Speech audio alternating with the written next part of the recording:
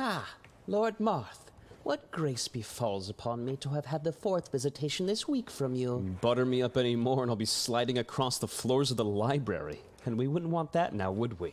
Yes, that does sound like a litany of suits that, quite frankly, we don't really have the money for. Are you sure? Technically 90% of the funding for the library comes from my father. We could anonymously sue and make out like a couple of bandits. You idiot! Shush! The city police are in the West Wing. There we go. All I had to do was be an asshole and you'd check off all the formalities. How many times do I have to tell you, Vesuvius? We're friends. You don't need to call me Lord or young prince. Easy enough for you to say, but my father raised me differently. Royalty is royalty, and I won't hear a case for anything otherwise. Great. Then chauffeur me off to the East Wing away from those wretched city police so I can read about the kings of Patovia's past in peace. Fetch a ladder for me so I can lounge in the lofts and make haste in sect, lest my royal legs become sore from these horrid floors. Okay, I get it. Marth it is. If you want entries on the kings of Patovia, you'll have to go to the West Wing. Thanks, Vesuvius. Me and the old man are headed to Vioran soon, and I wanted to catch up on the city's history before we go. That sounds like a really good time. Speaking of your old man, we've been writing a biography of his life. It's been a tradition for my family to do so every king. This edition has solely thus far been written by yours truly. Huh. Good shit, Vesuvius. This is incredible. You're even up to the current date and everything. Yes, it gives me something to do in the hours that no one is here. Seems like people enjoy reading less and less these days, unfortunately. There is one small thing I'd like to ask you about your father's life before I include it in the biography, however. Yeah, anything for you, Vesuvius. Go for it. What do we got? I'm very sorry to ask, and I don't mean to pry, but there have been rumors, speculations about certain events that... No need to apologize to me for wanting to write an accurate depiction of history for the future generations, Vesuvius. The answer is no. The rumors you've heard are exactly that. Rumors. Of course. What an incredible relief. Thank you for the testimony, Lord Marth. Hey, I will slap the shit out of you in your own library. You know that? The city police will detain you before you even get close. Yeah, well, I'll slap the shit out of them, too. I'm the almighty Prince of Patovia, aren't I? Oh, that's real cozy for you. Accept your responsibilities only when it's convenient for you. Vesuvius, I'm joking.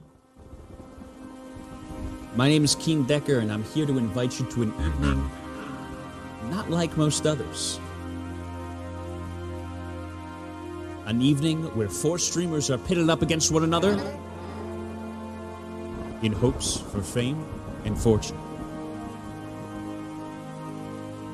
Will one streamer rise to the top and unlock fortunes like no other? Or will they all fall victim to the horrors of Marth's Dungeon?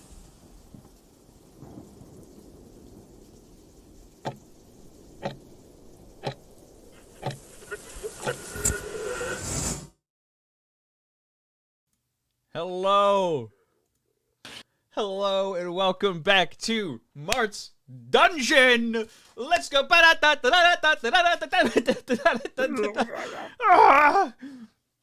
We got the whole gang here today.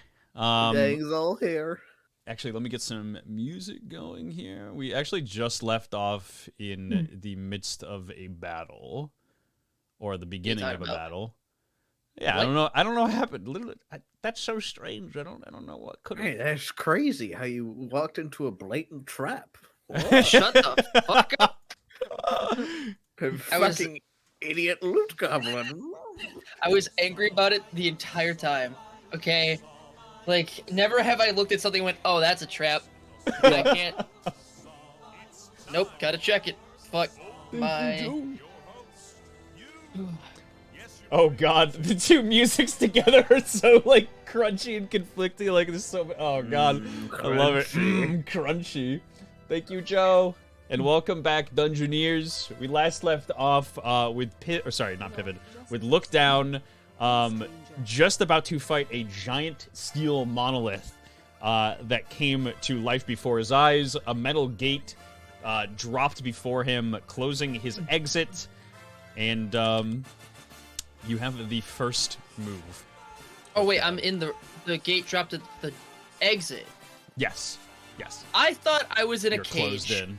You are. Okay. Oh no, nothing like that. We're all good on Yeah, that. no, I legit thought I was on the same tile with the fucking treasure chest, and a cage came down over me like Mousetrap. Just have to deal with him smacking on you. Fucking loony. Meanwhile, you're just like grabbing at him, like get your ass over here. It's like that difference between wood and stone tile, yeah. Like the middle grate. What's So, yeah, as yeah, my- right here. Yep. Did I actually get to look through the treasure chest first? Yeah, you took a small peek through the treasure chest. It seems like it's actually just filled with gold and a couple other things that were not of interest. There was no books in there. Damn it. There was no books. I'm sorry. Why did I even do this then? Because you're looking for. Are there a any book? books on in the room? Nope. You just have the couple of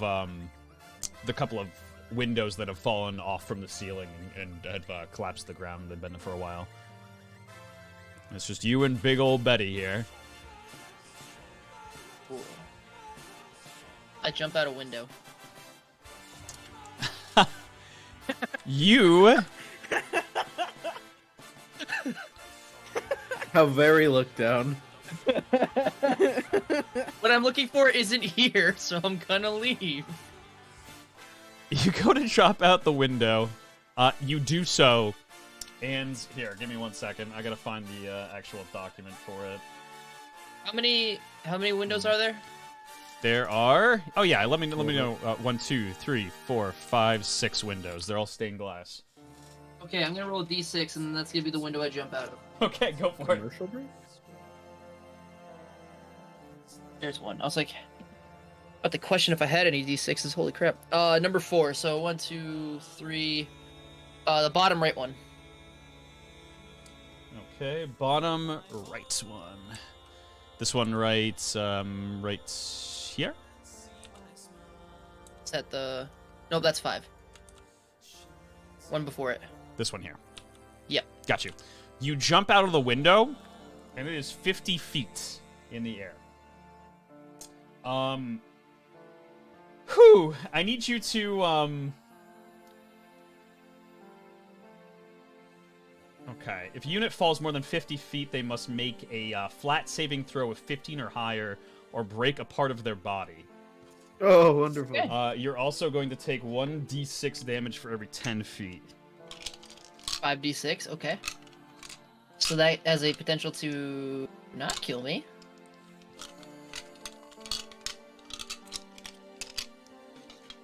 Ian, Yes. I don't break anything. Oh, that's good. I natural 20'd it. Oh, nice. Oh, shit. Okay. Oh my god. Man's done this a lot.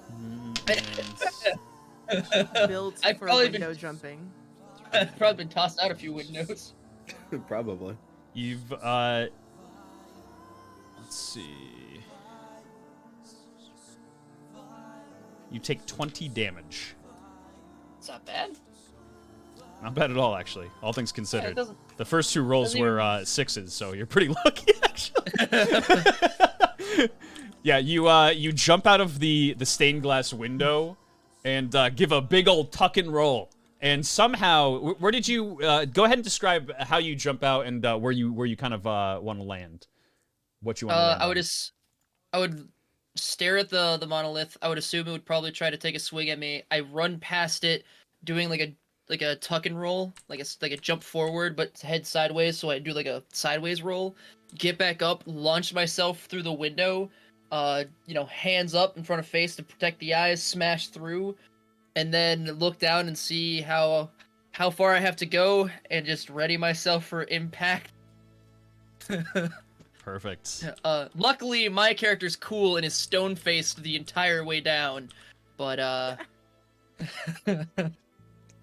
Yes, as you jump out of the window, you notice there's nothing to grab onto. There is a wall, relatively close nearby, and you kind of manage to scrape along the edges of the wall before you fall down a very, very long distance, which may or may not have done a very may have been or may have not been a significant part of you not breaking parts of your body, but you do manage to fall down, and you fall directly on your legs, and you end up no worse for the wear. You're a little bit banged up, but you feel pretty good. I walk back inside. You go back inside. Are you walking? Yes.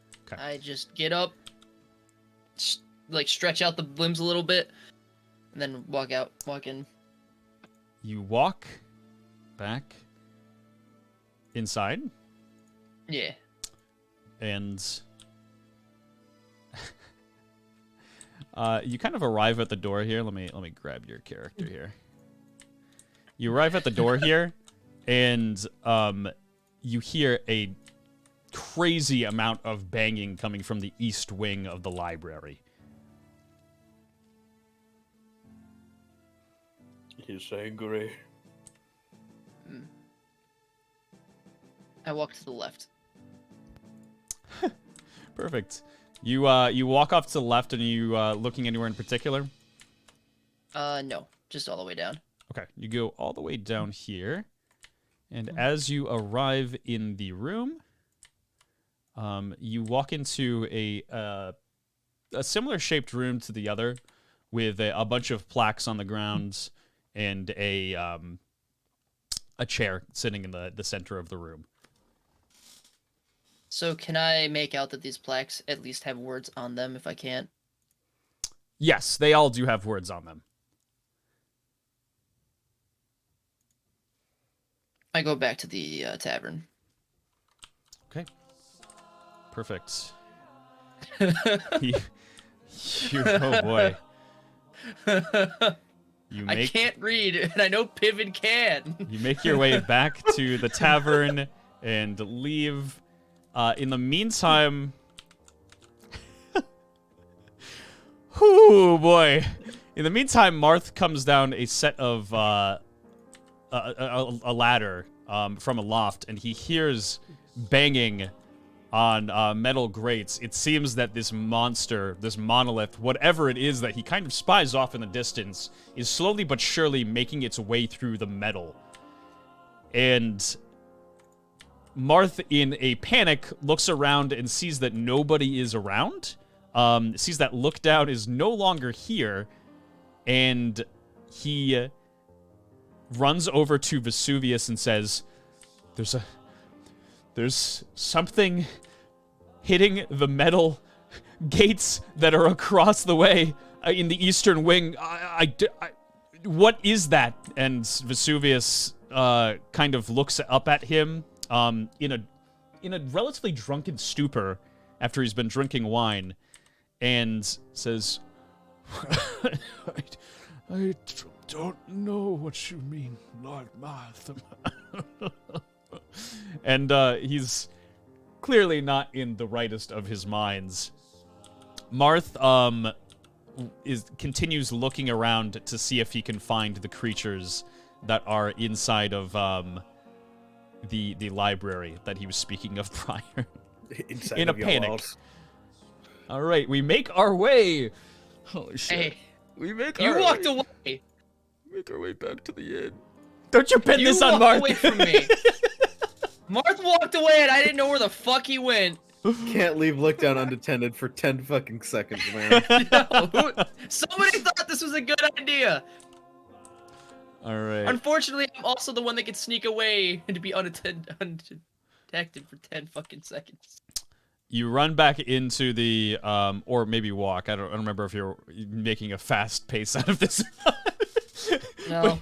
You walk back into the inn, and you see Maxwell as well as Alice both in a drunken stupor, like very, very intoxicated, at the bar, still drinking. Pivot is sitting in a chair, anxiously tapping his foot as you enter. How the fuck walk you up to read Shred's my mind, bro? I walk right up to Pivot. There you are. Where the hell did you run off to? Need help. What is it Read. now? And Pivot's gonna get up. Need read. And then I walk away. What? You walk out the doors. Yes. It's Hoping just, like blatant confusion, like written all over his face, but he's gonna fucking follow. Oh boy. And Alice, you know what? Go ahead and give me 1 second. Give me 1 second. Just read this quickly.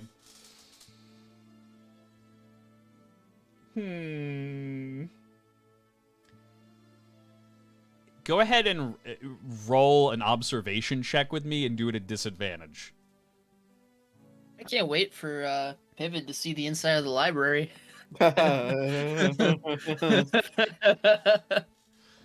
Gonna love it. A 1. Oh, yeah. You are so caught up in your conversation with Maxwell. He's talking about how sophisticated women are in Mechalite. Oh my god. And how Patovian women just aren't as sophisticated. Oh my god. My guy. Oh my god. And you don't really notice anybody leave. Meanwhile, the little creature in here is just kind of happily kind of twirling in a circle, just going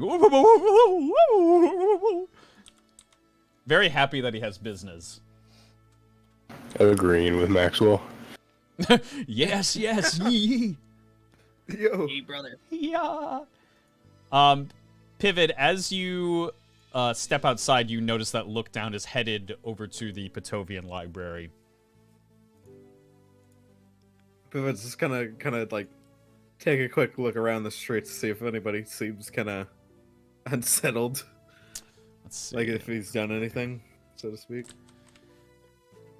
You step out. And don't you worry, it shall load. Whoa.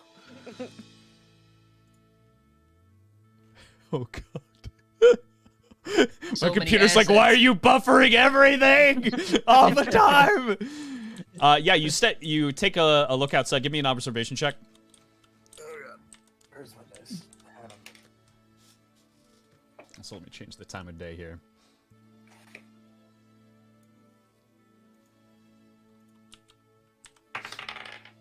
Oh, that's a great roll right there. That's a 4. Yeah, you kind of are in a panic looking for Look Down, and you're just not in your natural, comfortable. Just everything about today has been terrible for you. This is true. You've had so much anxiety that when you kind of look around, you don't see really much of a difference in anything other than there's less people outside. But you do spy that Look Down had gone over towards the library, is over by the stairs. Well, Pivot will hurry after him. Perfect. You Try catch up to stop him as he from kind of causing opens the more door. chaos. All right, we head. As we come back and the suit of armor has killed the man in the front. Suit of Armor's murdered Marth and killed the prisoner. You head back into the library. Martha's See, not everything's fine. here. Wow, it's a shocker. And Oh god. the giant metal statue has reached the headmaster and is looking to bring his shield down on him. And as he does, he gets bounced back. Here, let me also drag you guys in here. As he does, he gets bounced back with incredible force. And he is going to take 1d10 damage.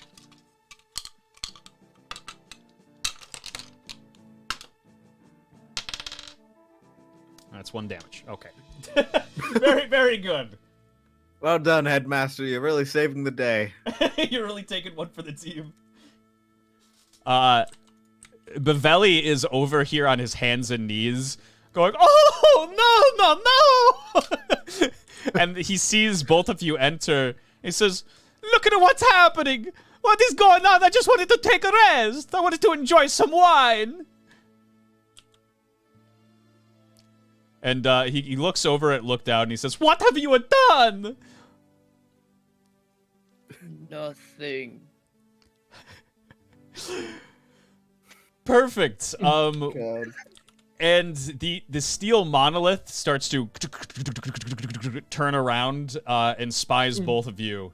Noticing that he can't hit the headmaster, he is going to take 10 feet forward and go ahead and roll for initiation. Wow. Oh man. Oh man, that's a solid 8. Yo. That's a 7 from your boy. Yo. Hey yo. I can do. I'm starting this at almost half HP. Oh, Sorry, man, give it to me that's one great. more time. It was an 8 for pivot. Yep. And look down. 7. 7, look down. I'm going to have Bavelli roll. Great. I love having Ravelli. It's truly. He's finally doing Great. something. Bavelli rolls a 19! No. Okay, Bavelli's gonna be probably going first. The steel monolith rolls a 19 too. Hold on. Are you kidding me? Bavelli. Bavelli goes first, and then the steel monolith. Well, it was a pleasure knowing you, Josh. I will soon be turned to goblin paste upon the floor. Let's see. Bavelli can go 5, 10, 15, 20, 25. 5, 10, 15. He's going to go right behind Look Down and say, "You go get him! This is all your fault! Take care of him!" Now I'm And starting to wish I just fought the guy. he looks at your hands. He says, "What are you doing going into combat with nothing in your hands?" And he's just like, no, "You're going to pay me back. So help me God." And he, out of his backpack, reaches inside of it and hands you a giant dragon fang. Oh my god. So you were determined to give me that fucking thing, huh? You put yourself in this situation, mister. All right, let me find it. I'll send Maxwell it just to you. came out. Yeah, actually, The though. man's making an investment. Where did I put the stats for it? Where did I put the stats? It's in one of these documents. Fucking. I mean, you have to pay him back for the wine after all, so he kind of needs to. Yeah, alive. he needs the money for the wine. He's really putting a lot up front for you. Listen, he gave me that out of the kindness of his heart. Kindness. He's a merchant. Oh man. His only kindness was giving it to you on loan. This thing better give me some pluses to hit, because if this doesn't give me pluses to hit, Let's see. It is technically an item that it's like hollowed out on the inside. It has a place where you can grasp it, basically. So it's technically a weapon, like a gauntlet. do I lose? Do I get like the minuses for using? Read it out to me. Read what the description is. I'm trying to find it now.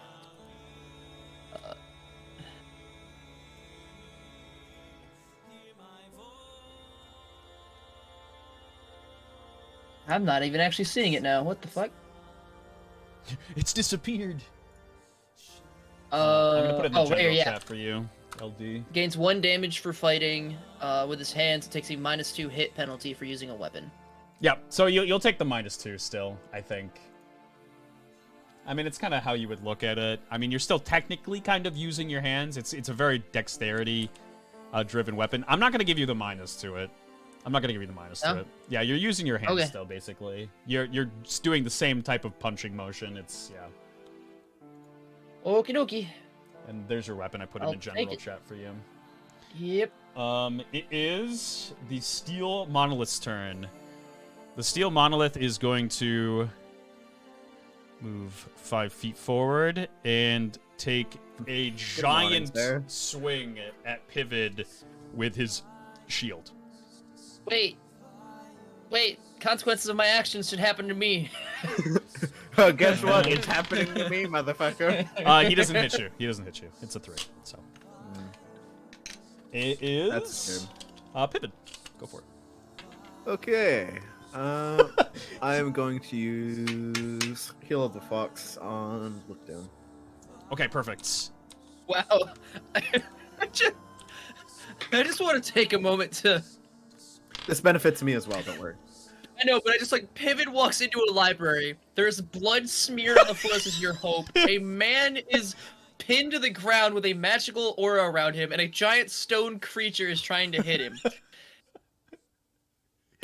This is fine. Yeah, this is a regular day. Pivot's having a great day. Give the description for one more time for people in chat. Okay.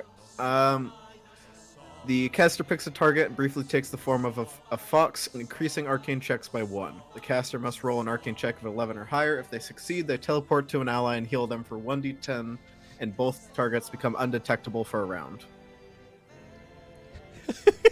Okay, go ahead, roll for it. So, I got a 23 to succeed that.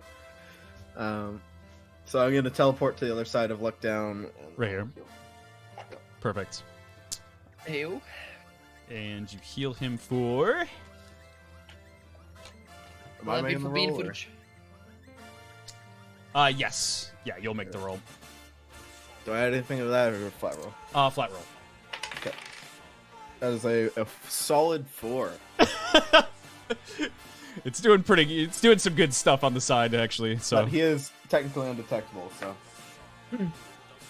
Perfect. And I got a pretty good stealth. And Look Down, it is your turn. I'm gonna stealth behind him now, that I am undetectable. Perfect. You want to go right behind him. 5, 10, 15, 20, 25, 30. Perfect. Yep. And I'm gonna swing the Dragon's Fang at him. You're gonna take a swing at him, you said? Oh, yeah. Perfect. Right in his back. Go ahead. Because I'm invisible. You go ahead and roll with advantage, yeah. Okay, that's what I was about to ask. Let's go. Where's my one? Oh, right. There we are. Yeah. That is. Oh boy. Does a 12 do it? A 12 does, yes. Holy shit. Man, he's got weak ass AC for being a suit of armor. Yeah, he's a very, very big clunky thing.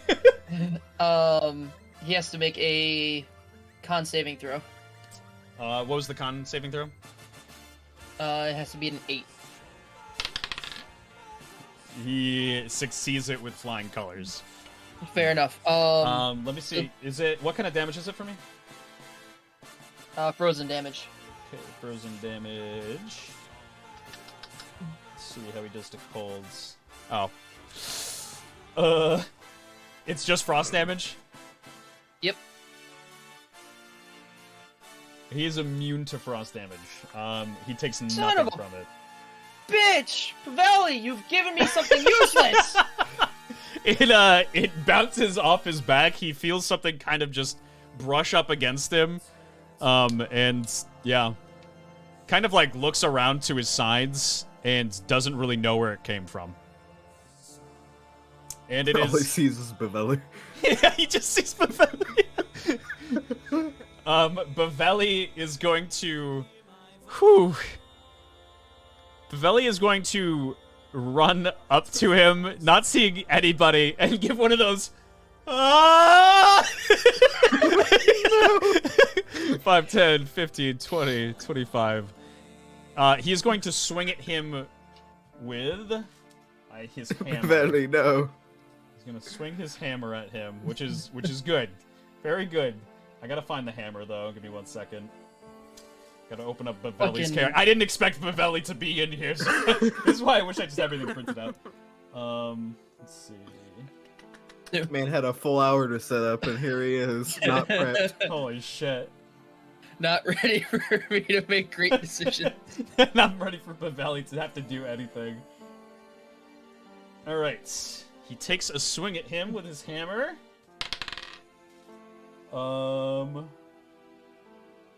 He misses. Oh. It goes directly into the ground in front of the creature. It seems that he's just not super practiced with weapons, and he just launches it right into the ground. The floorboard kind of just breaks in front of him, and he looks up at the monolith and starts kind of quivering. It is the monolith's turn. The monolith is going to swing his shield at Bavelli. Oh no. I'm sorry, Bavelli. You should have just run. He rolled a 1. Yeah, it's right? okay. Somehow, this giant steel monolith takes a swing, and it goes right over the head of Bavelli, and he seems like he's off guard. He rolls a 1, and it is. Let's see. It would be my turn. Yes, it is Piven's turn. Lightning. Okay, perfect. You know what? Shooting. Cause I Object. I get the feeling he's got a high con save, so. And I don't want to risk the I'll second. give you that idea. I don't know. Maybe he's got, like, no blood or anything. All right, you go to cast Wavering Chain Lightning at him, and go ahead and roll for the hit. Let's see. -2. Let's go. Do I add anything to that, or is it just flat -2? It's just a flat -2. Yep. Okay. That would be 12. You hit, Oh, okay. and roll for Oh, yeah, the other 12 did hit, didn't it? It's finally something hit. You connected. Surprisingly enough, it's the metal creature. It's conductive. That's true. It attracted it. Alright. 2d8. 4. 1. Awesome. 5 damage. 5 damage. You know, you're making your way. It's good. As you take your attack. Let's see. Here we go.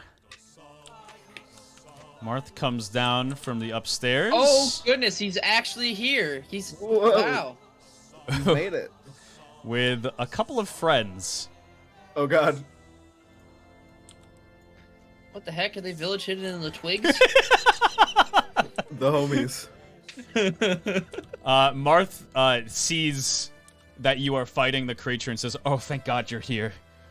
Oh, and he looks like around and sees Bavelli. He's just like, "Thank God." Everybody else just up and abandoned. I don't know what happened. And the two birds kind of float down from the rafters, and the bird with the orange hair says, "I'm here to help." And the bird with the black hair flies down from the rafters and says, "Oh, here to help." And they are going to actually just take their turn order right after you. Let's see. Let me open up their boys' character sheets here. The boys. The boys. I mean, thank goodness that we got to start this fight off with having 1 damage dealt to the big behemoth. Yeah, we're already off on a good start. A whole 5 points of Oh, actually, I have everything right in here. What am I talking about? I had to give him a handicap. Yeah. Shining the valley. Open and open. I mean, at least you've come out of the encounter with a little bit more health than you started. That is true. Not wrong. In a very fast pace, this bird flies at the giant monolith. 5, 10, 15, 20, 25, 30, 35, 40, 45, and ends up right here. And Suppose it can heal, huh?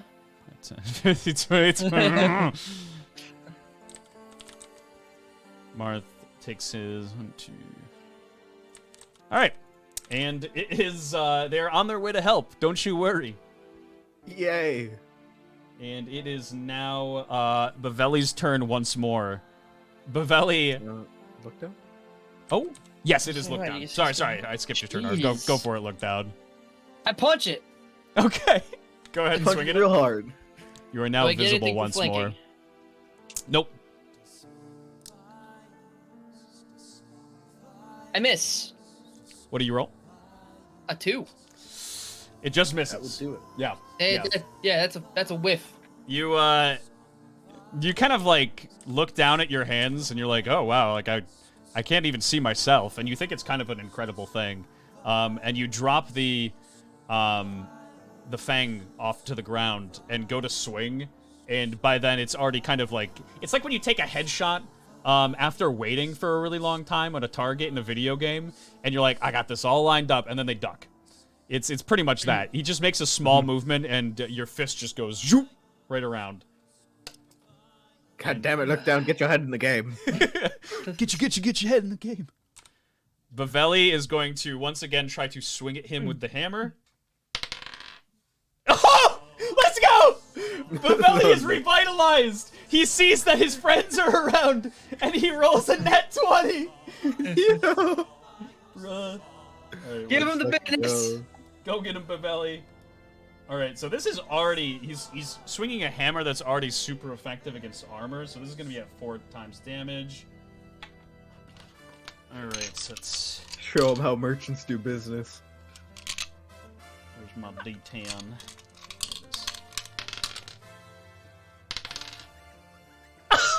Okay! Holy shit! He swings at the giant monolith and connects right in his side and kind of buckles the steel giant plate and caves it in quite a bit and deals 40 damage to him. Perfect. God damn. And it is now the monolith's turn. The monolith is going to, seeming as though Baveli just did this massive denting blow to him, he is going to take a swing at him. And miss. Go ahead, pivot. Lightning. Shade like die. I've literally got nothing else, so. I feel that. I got punchies. Oh, that's a solid 4. It hits. What? Yeah. Yeah. You're kidding. He has a very, very low AC. Wow. I still would have missed if I added my dexterity to the roll. Holy shit. Okay, 4 and 3 this time. That's a solid 7. 7 damage? Okay. Let's Hey, go. yo. Where you at, monolith? 7 damage. Kaboom. 7 damage. Alright, it is... now the bird's turn. The bird is going to fly up to the monolith and come to his I side swear here. he just like skipping me. No, it's their turn and then it goes to you. Oh, okay. I remember this time. I remember. Gotcha. The bird is going to...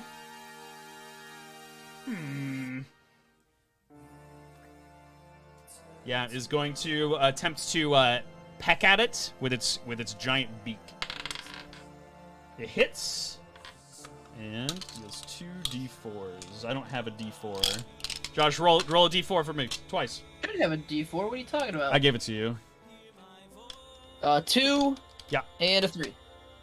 2 and 3 plus 1 and halved 3 damage. suppose I'll get my own caltrop out. The other bird Panic business. does the same thing, takes a swing with his beak. Hits. Give me another 2d4. You got it. So they'll roll 2 at the same time. That's 5 total. 5. Perfect. 6. Another 3 damage. And Marth, 5, 10, 15, 20, 25 gets right behind the bird, and it is Look Down's turn. Inspired. I will get my head in the game by headbutting this suit of iron. Okay. Let's go. It is a 17. 17 hits, yeah. Okay. Do I do 2d4 for my bare fist attack still technically, or? If you're using your head, give me a d6. Give me a d6 for it. Okay. Yeah. That's 6. And we're gonna make it. We're gonna make it strength damage for that. Yep. 6 damage. Let's see what about the monolith here. He takes 3 damage. And it is Baveli's turn once more. Baveli, not seeing or seeing just how incredible his strength was, kind of like looks around the room to everybody else and is just like, Did you see that? I'm incredible! You did great, Baveli. Now do it again. The invincible Baveli! And he is going to shapeshift and form into just mud and start to slide away. Baveli, what the hell? And the monster does get an attack of opportunity.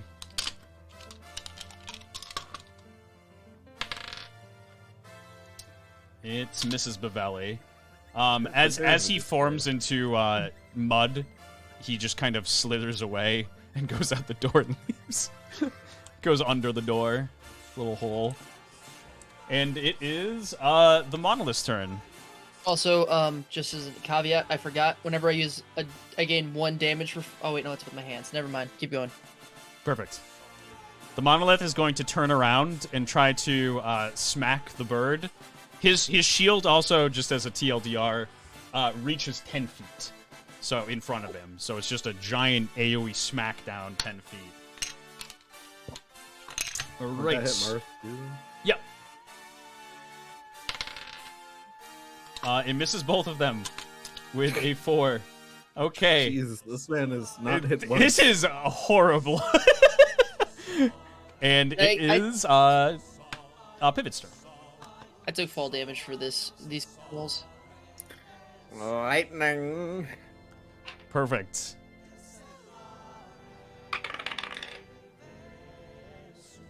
That's a solid hit. That's a 14. Yes. Beautiful, beautiful. This poor thing is just getting zapped from all sides. Meanwhile, he's just getting banged on. That is 6 damage. 6 damage. Beautiful. Thing is starting to look a little bit shaky. It's dented in quite a few areas, and it's starting to kind of just like just judder a little bit. And it seems like it's starting to slow down. It is now the bird's turn. They're going to both take a swing.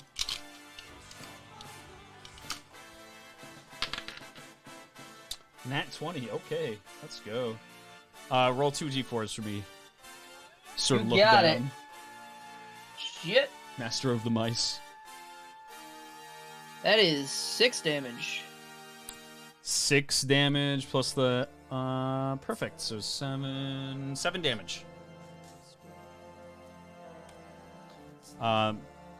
Bird number 2 here. Just going to take a bite out of it. It's gonna hit. Give me 2 d4s one more time. Yo. 8. Yeah, yep. That's My Percy D4 has rolled 4 every single time I've rolled it. 9, 6, 5. All right, it is Mart's turn. He is going to go... He's going to have to go around, actually. So 5, 10, 15. Okay. He gets around to the side. He's going to take a swing with his iron sword at it. Let's see. I don't know why I keep putting this D20 away. I have too much fun playing with it. He hits. I put it away again. Holy shit. I can't help myself. It's a habit. He deals 1 damage. And Brilliant, Moth, really proving you're the Prince of Petovia. him and his 68-year-old old arms here. And it is now Lookdown's turn. Worked the first time. Let's try it a second time. I'm gonna headbutt it. Perfect. You know, like just take both hands, put it on the side, and just. That's a Right on 19. Perfect. The yeah, you absolutely nail it. Center mass. And what the fuck? Can this happen all the time for the rest of my life? Max damage 8. 8 is perfect. 4 damage over to him. And it is the Monolith's turn. The Monolith, kind of starting to run out of options, not hitting anything with its shield somehow, is going to lift its shield up into the air, and out of its chest, it's going to open up, and you are going to see inside a giant, kind of floating contraption that is caging quite a few souls. And it is going to use Hellacious Soul Beam. Alright, at... I think it's going to use it at... We're going to go for Pivot. Since it's far away. He hasn't been able to hit anything that's in front of him, so something maybe far away will actually work. The steel model... Zapped him a lot, he's annoying. Yeah, you zapped him a ton. The cost blasts 50% of the caster's current max HP, deals damage equal to the amount drained plus 10. This blast fires in a 30-foot line and a 10-foot cone. Anything in the area of the blast must make an agility saving throw with 13 or higher or be struck. Oh, wonderful. Getting hyper beamed? Yeah, actually. Yeah.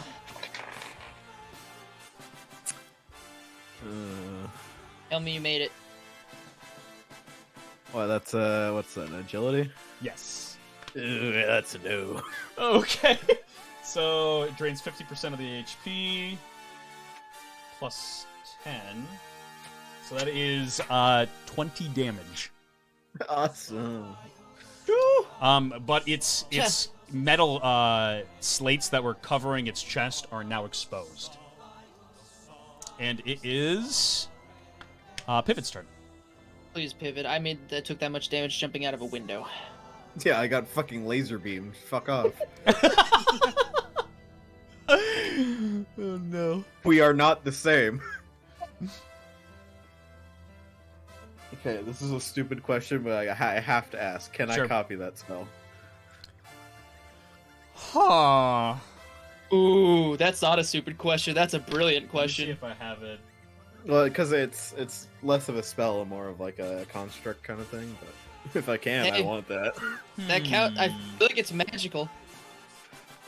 It wasn't like a man-made. It is like a magical construct in the fact that it's like encased in. Yeah, sure. Let me make a check for it. Alright. And go ahead and roll an arcane check.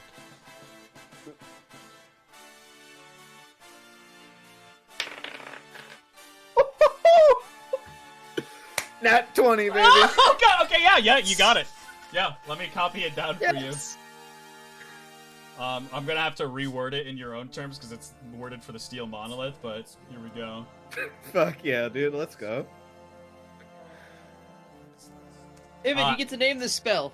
After, God, no. after a long rest, too, Terrible you'll be able with to use this. Yeah. I made the exception for that one just because it was fucking great, but... Yeah. I mean, it was like a kind of like half rest, kind of weird shit. Yeah, I totally got it. I got it written down. Alright. And...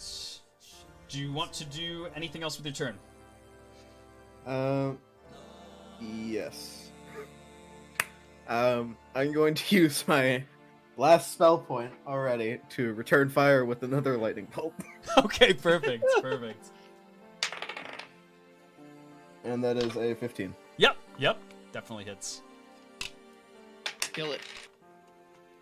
8 already. And 6 on the second one, that's 14 damage. 14 damage. The you strike just in the center of the steel monolith, right in his chest, and it shocks the interior of the souls, and you see the souls dissipate, and the giant metal casing of the monolith starts to crumble and fall to the ground, caves in on itself, and he collapses. And that is the end of combat. Is there a book in the remains? Go ahead and search. I will. Since you so kindly asked. Yeah. Good job, Pivot, by the way. Actually, though. Pivot's gonna have a little sit. Catch your bearings. The man expended all of his spell points and got laser beamed. He's like a little. Is this plus observation? Yes. 16. 16. You look through the steel that's just on the ground, and it seems like that was the only thing that was on this monster. It was just a giant, just statue of steel. Take the materials. Take the. I was about to say, can I Tim's- keep it? Yeah.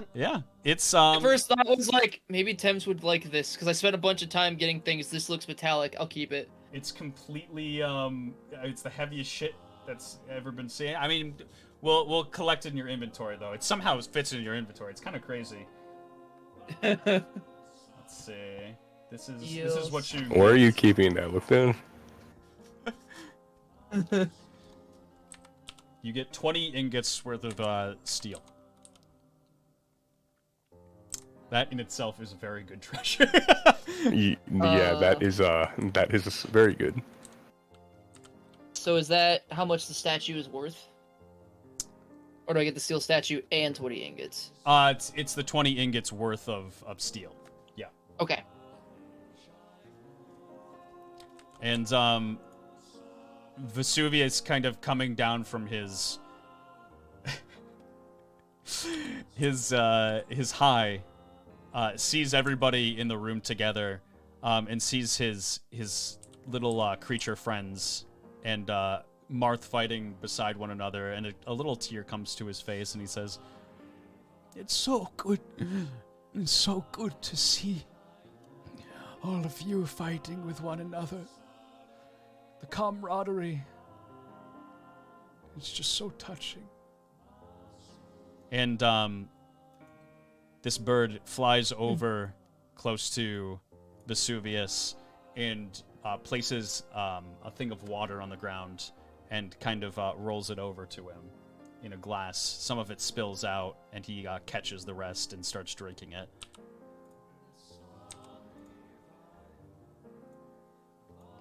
And this bird right here with the orange hair starts flying around Lookdown and just getting close to him, getting close to his hair and smelling him, and going to the other side, smelling a different part of his body.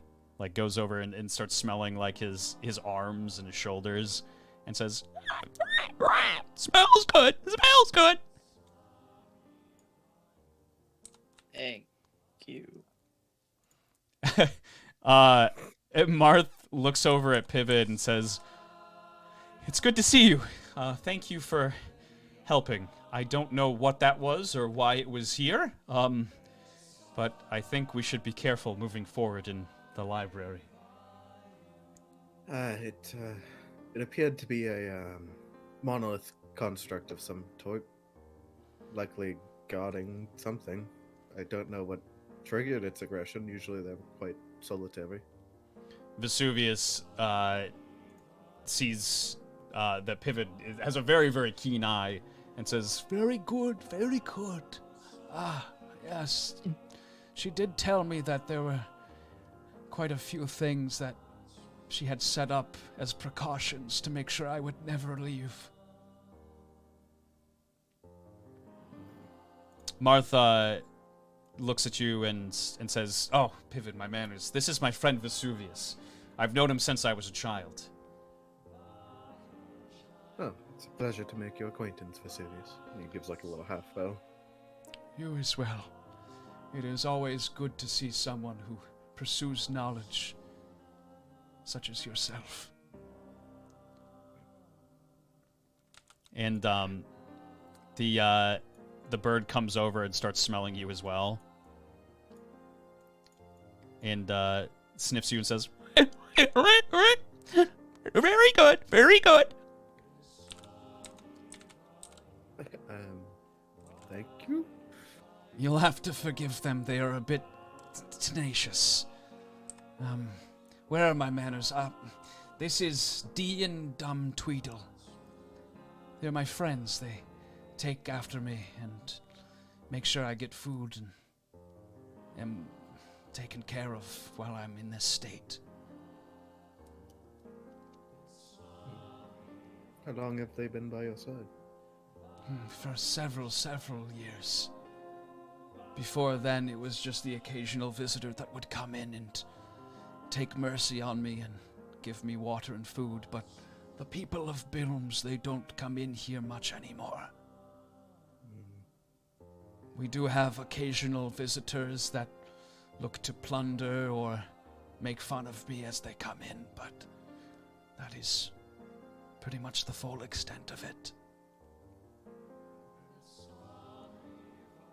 And as he says this, this bird looks over to you and says, "Tom Tweedle, pleasure to meet your acquaintance."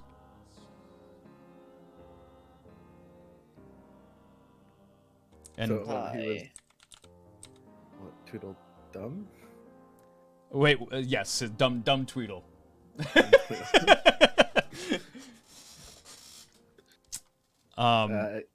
Yes, a pleasure to meet you as well, Tweedle.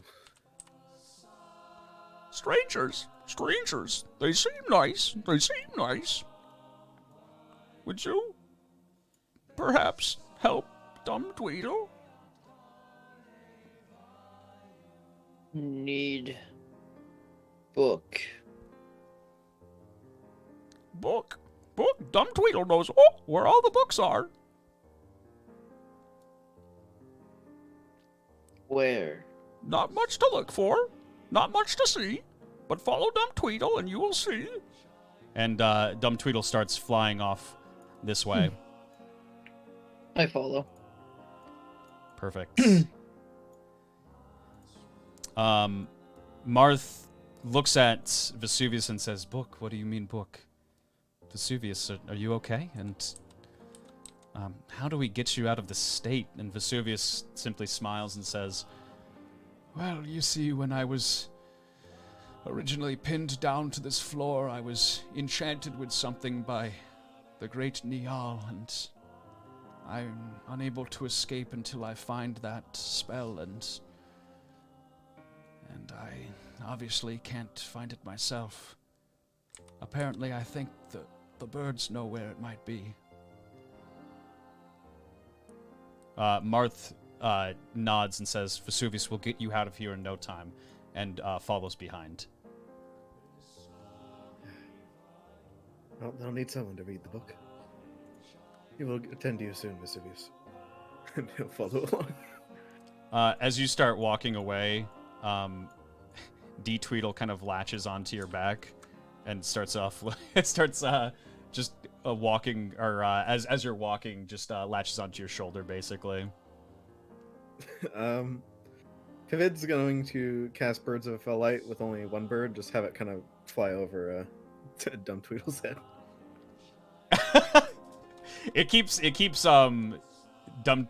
Tweedle very, very very, very happy, very preoccupied.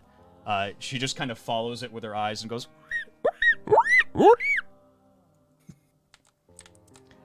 perfect.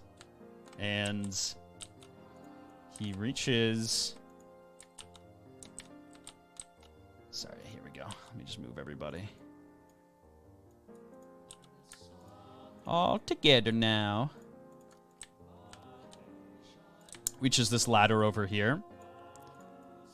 And says, just upstairs. Just upstairs. Follow me. And goes up the ladder. Oh, let me just bring everybody up, actually. That would be the smart Bring us thing to all up. do. Oh, fuck. I done goo. Took Oh, that God. shit to another level. Oh, no. Oh, God. Oh, God. Everything's disappearing. Where'd everybody go? Okay, we're good. What the fuck is happening? I think you can all see yourselves, which is good. You all make Yes. your way into the room here. And D Tweedle stays downstairs and doesn't dare come up. Dumb Tweedle looks at the rest of the group and says, "Here's the book. Here's the book. The only one that's not burnt." I approach it. As you approach it, Dumb says, "Be careful, though. Be careful." I continue. Perfect. You go to approach the book, and Dumb says, and flies out. Might want to hold a moment there, look down. Yeah, look look down. down at... Oh, boy. Look down. This doesn't... It seems that the birds are frazzled by whatever's in this room. And we have no guarantee that this is the book that they're looking for. I mean, they said it was the only book that wasn't burned, yes? Yeah, that is true. Likely this is the one we're looking for, but... Pivot, would What you about these- perhaps have a look around for me and just make sure everything checks out? I'm going to take a look as well. I'm actually interested in these little prints on the floor here. Perfect. Give me...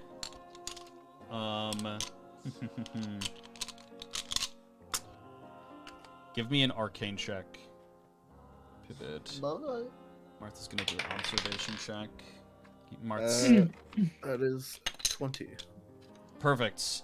You, Let's surprisingly enough, have actually seen this before. It seems that the handprints are inscribed on stone tablets, and seem that it is necessary for something.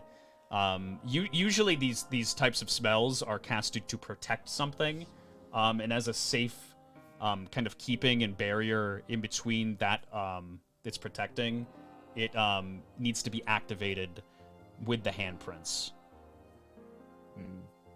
Marth looks around the room and he sees nothing really out of the ordinary, other than a couple of pipes protruding from the wood. Would I know if the handprints need to be like a specific person's, or is it any hand will do? Go ahead and do a nature check for me.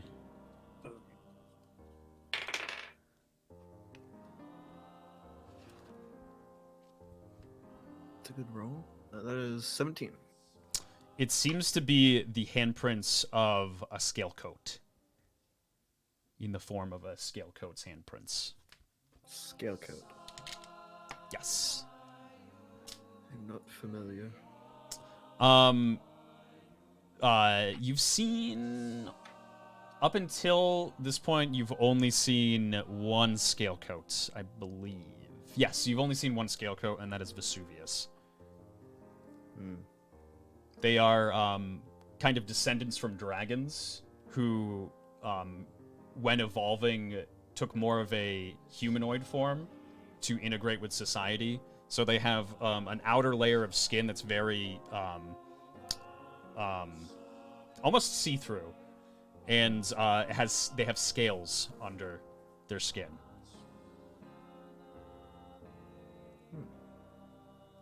Does it look like anything is holding that book down? No, it's just sitting on a stone easel.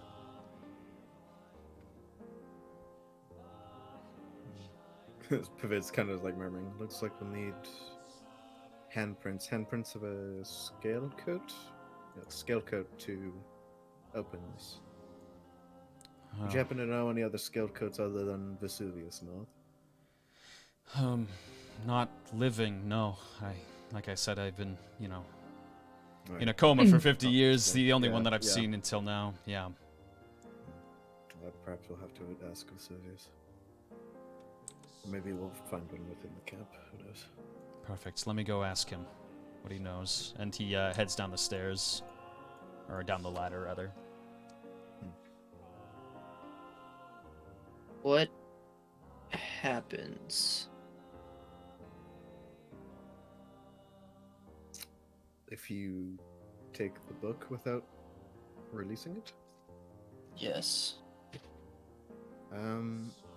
Usually such things have a method of traps, whether it be arrows, some kind of magical attack. Any sort of thing could happen, really. Magical traps are well, quite open to the wizard's interpretation. Though, if I had to put an educated guess together, I'd figure these kind of pipes in the walls likely have something to do with it.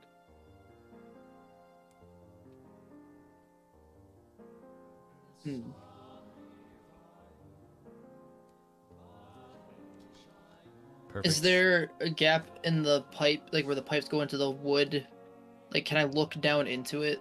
Like, is there like a big enough gap to? No, they seem to be coming directly out of the wood. They're just kind of protruding from them. And are they going into the wall? Yes. Yep.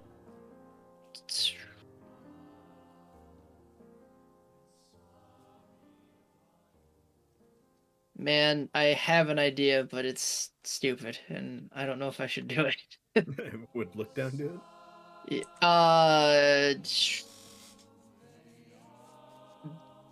Maybe. I mean, I will admit you being in the room is what's stopping him from doing it, but it's depending on what kind of trap this is. If I can pick up the book, I mean, because then it might destroy the book, or could it? Because the book, I don't know. Look down doesn't fucking know. Oh man.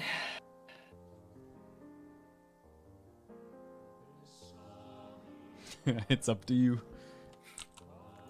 Marth is kind of off by now. Gotcha. I'd recommend not tampering with it for the moment.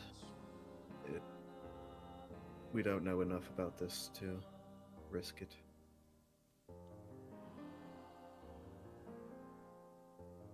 Fine. And I sit down cross-legged and wait.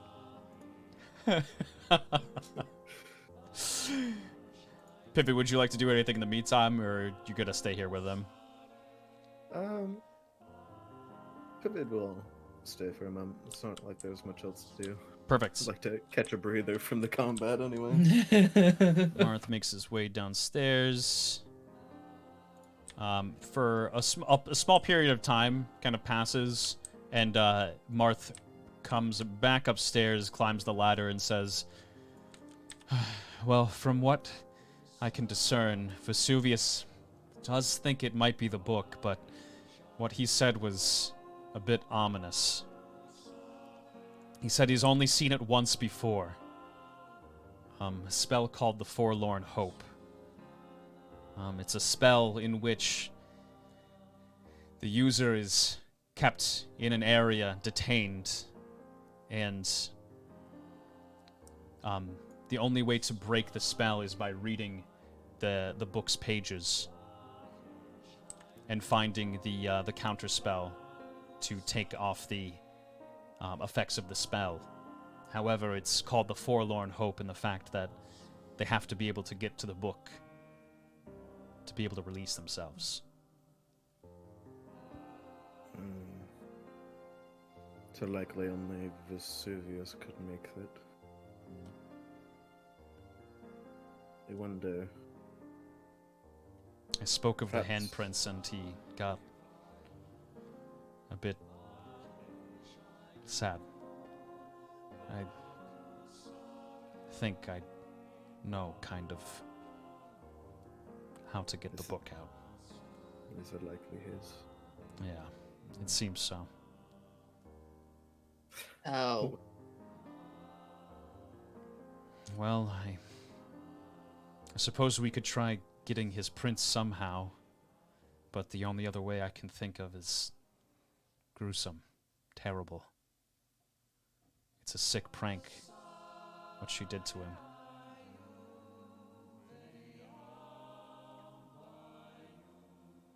But Beveli's still here. I'd pay him to use his changeling powers, but he fled once combat began. Yeah, I have the dragon fang. I lift up my hand with the dragon fang on it and just useless.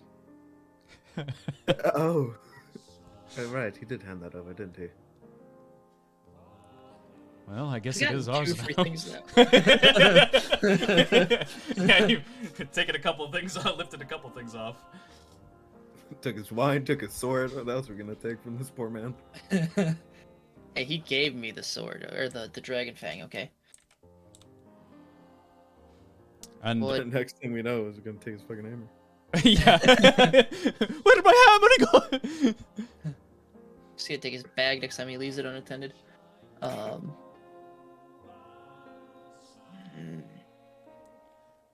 At this point, Look Down just looks visibly angry. Marth says, "Come with me. Let's talk to him quickly to see if there's any course of action to potentially get him out of this situation." And he heads down the ladder.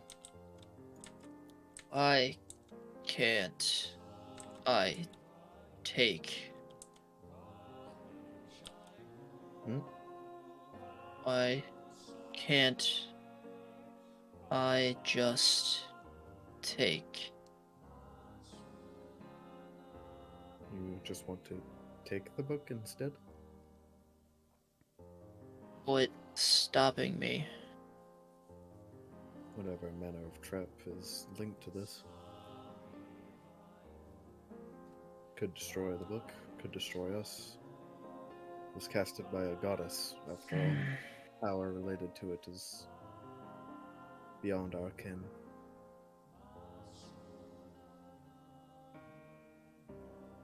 Look Down stands up. Okay. Anger. And then I walk away. I understand. So I've seen this type of trap before. Yes. Would I know if it's possible for somebody of similar build to circumvent the kind of trap, or does it have to be the same person? It does have to seemingly be the handprints of the person on the tablet. So it's kind of like a fingerprint kind of thing. Yeah, yep, is a safeguard.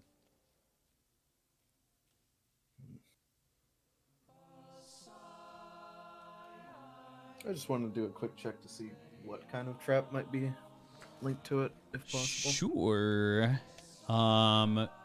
Give It's mostly me. going to focus around the pipes, but he will kind of inspect around the podium. Yeah, give me an observation. Okay. Ooh, that's not a good roll. That is a solid 5. You look at the various pipes in the room, and they do seem oddly suspicious. Presumably, the trap would probably be something including these pipes, but you don't really know what it might entail. All right. Suppose we'll speak to Vesuvius. We'll exit the room. Perfect. You head down, and let me bring you all down to the level. Oh god, he disappeared.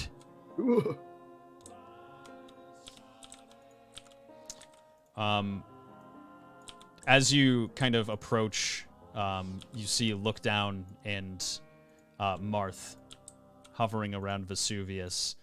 Vesuvius has his head hung low, and is seemingly burdened with something horrible. And he simply looks at Marth and says, This is what I want to do, my lord. And Marth looks at him and says, Vesuvius, no. How many times do I have to tell you? Stop calling me lord. Vesuvius, you've always been such a good friend to me. You've always been such a great, great friend. And it doesn't have to be like this. We'll find another way. There is no other way, my lord. And if I may speak out of honesty, yes, you have always been my best friend. I've always cared for you as my best friend. But first and foremost, I've always known for you to be not even our prince, but our true king. Thank you for everything that you have done for me, Lord Marth. Without you, I don't know where we would be. So please, trust your best friend when he says this needs to be done. And Marth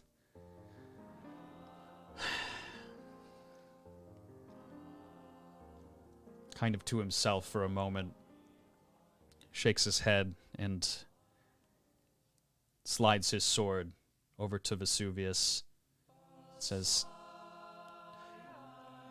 I'm sorry. I wish it wasn't like this, Vesuvius. I'm sorry. And then he turns to Pivid and says, we're going to need fire.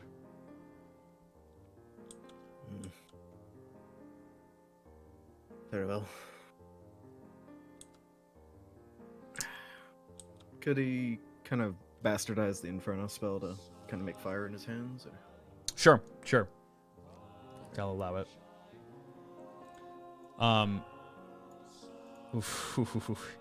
And Vesuvius kind of bites down on his lip and raises the sword up and sends it crashing down with as much force on his arm.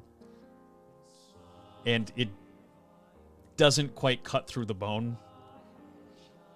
And he screams out in pain and brings the sword down again, and his hand flops down to the side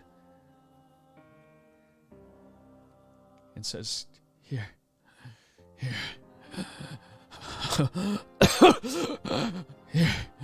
And he tosses his hand over to Lord Marth, and it lands on the ground in front of him. And he kind of looks to the rest of the party and he says, I can't do the second one. I don't know how to do the second one. Please. And Marth, in kind of a panic, runs to the bookcase, jumps on top of it, or climbs on top of it to get to the top, and says, Vesuvius, hand it up to me. He hands the sword up to him, and Marth with... One moment. Yep. Go ahead. I'm gonna have Pivid cast heal on Vesuvius to make the process a bit easier on him. Is it the fox healing spell? Yeah, heal the fox. Yeah. Okay. Go ahead and try. I don't like that sentence, but I'll do what I can. Fuck it. Actually, gonna have to munch on sage weed first, though. What a wonderful time to have an appetite. Great. It's wonderful. That is a 15 on the Arcana check. You teleport over to where Vesuvius is, and you get repelled with extreme force away from him, dealing 10 damage. Yep. Can I? No, it's fine. Right. Oh, that didn't work. What Apologies, Vesuvius. is happening? There's a barrier in front of Vesuvius, not allowing any organic life to get close to him. Seemingly, even the steel monolith that attacked him was repelled. It seems anything that has potential of a soul is not allowed to get close to him. I approach it. Perfect. You approach it, Mm-hmm. and you get repelled with extreme force. Kind of right in front of Pivid, and you take 10 damage. 10? Yes. Thought it was a D10. It's 10 damage. You fuck. That's fine. Good. Look down, got his answer. Marth, Yeah, that's all. raises his sword in the air and tries to send it flying down with as much precision as possible, which is a 15. It connects close to his elbow and does a decent amount of damage. And Vesuvius kind of screams out in pain, and it's slightly into his arm, and Vesuvius hands the sword back up to him for him to retry the process. Hands. Yeah, he lifts his arm up to him. It's an 18. He strikes in the same place, and this time it goes clear through the arm, and it falls off to the ground. And Vesuvius, screaming in pain, barely conscious, grabs the arm with his mouth, and he swings it off to the side towards Pivid and look down. And Marth looks at you and says, "Hurry," to look down. Hurry now! I pick up the hands and I don't know what the fuck's happening. Go to the room, put them in the stones. I'll be right behind you. I run. Perfect. You run with lightning speed across the room. And Marth hops down and says, "As soon as it wears off, I need you to take care of him, okay?" Understood. Look down. You get upstairs. Oh God! You fall through the room! So, do I have to roll to guess left and right, or should I be able to figure it out? You should. Okay. I think we'll be good on that. You're always looking down at them. Fair. This hand doesn't fit here. Maybe I'm just not trying hard enough. I place the hands down as soon as I get there. Perfect. And as you do, the metal that is encased in the wall kind of it slowly goes back into the wall and disappears. I grab the book. Perfect. You grab the book. And That's you head not down. a book. Pivid's gonna shout down the hall. Oh, what Bring the the fuck hands! What did I grab? Oh God! He took the lectern. grab the easel. I guess I bring the hands with me as well. Perfect. Yeah, you bring the hands. Oh, this is so fucking awful. You bring the. Pivid's gonna try to salvage it if he can. Perfect. You bring the hands back down with you. And look down. You have the book in your hand. I just kind of hold it. Pivid's pretty much gonna immediately take that shit, start flipping through it. Perfect. Yeah, I was just saying, I'm like the guy who can't even fucking read. You look through the book, Pivid, and nothing seems legible. God tongue. Marth runs over to you and takes the book and starts flipping through the pages and finds exactly what he needs to and says, "Valuk, Valuksha, Valuksha." And the enchantment around him disappears. Pivid immediately kill the fox. Perfect. It is a 19, so luck succeeds. You pop over to him and go ahead and heal. Yep. That is 5 healing, and then let's see. You will put pretty much a minor potion of healing like straight down his throat. Perfect. And it seems to stabilize him. He's still bleeding very, very hard out of his arms. Actually, before he puts the potion of healing in, he's gonna try to reattach the hands. Okay, perfect. Yep, go ahead. Using his advanced bandage and salve kits on both hands. So he's gonna try to kind of bind them with the kits, and then use the potion of healing to try and rebind it. Okay, perfect. Give me a nature. Okay.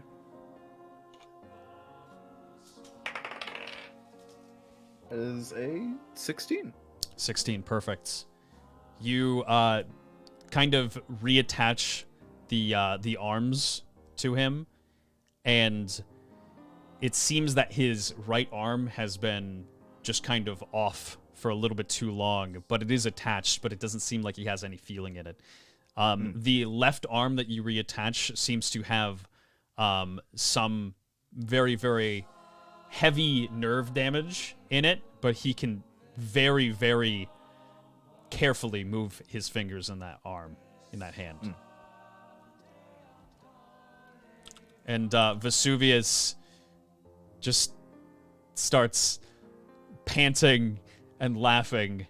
And he says, Thank you so much. It's been so long that I've been trapped in this godforsaken place. But we finally won.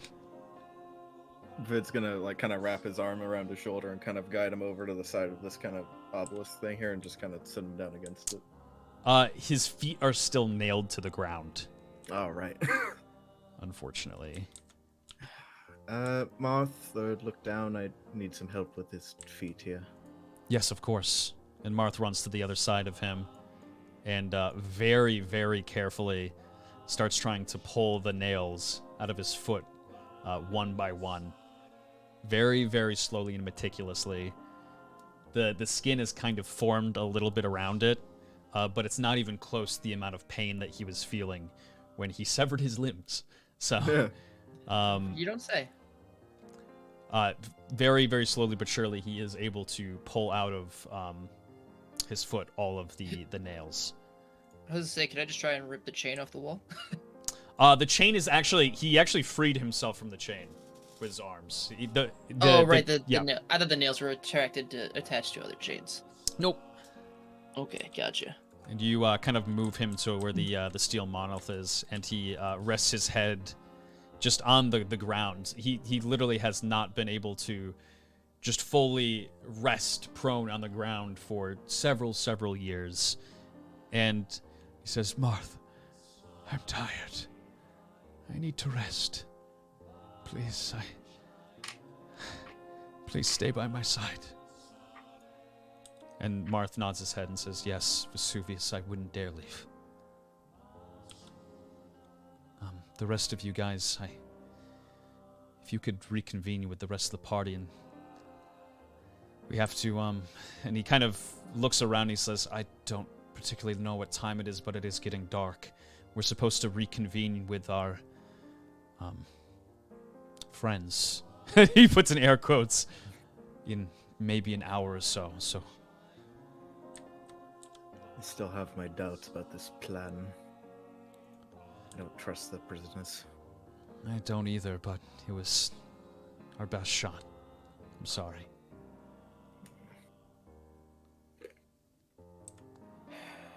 Should I cast a heal on his feet again, or should I save the power? Marth takes out a minor potion of healing from himself, and he says, it's okay, I'll take care of him.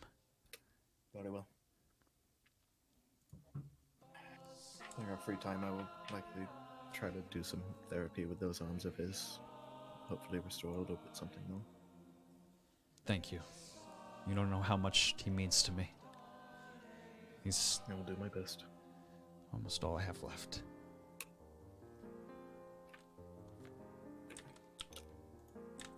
Alright. Come on, look down. We've got a party to speak with. I look down and I walk off. Perfect. God damn it. We need to get a better name for you. Feel like I've had this conversation. All right, we head back to the inn. I am breathing heavily too. Oh god, yeah, you hoofed it. Fucked up. Zhoo. No, I'm just all sorts of fucked up. Look down are real fucked up right now. And pivot. And... No. You. Pivot and look down both enter the... hold on, let me find the music here. Enter the inn, and by now, Max is passed out on the bar, and Alice is kind of just playing with her mug as she's just like sitting and not really talking to like Maxwell, who's sleeping, or Baveli, who's on the end of the bar.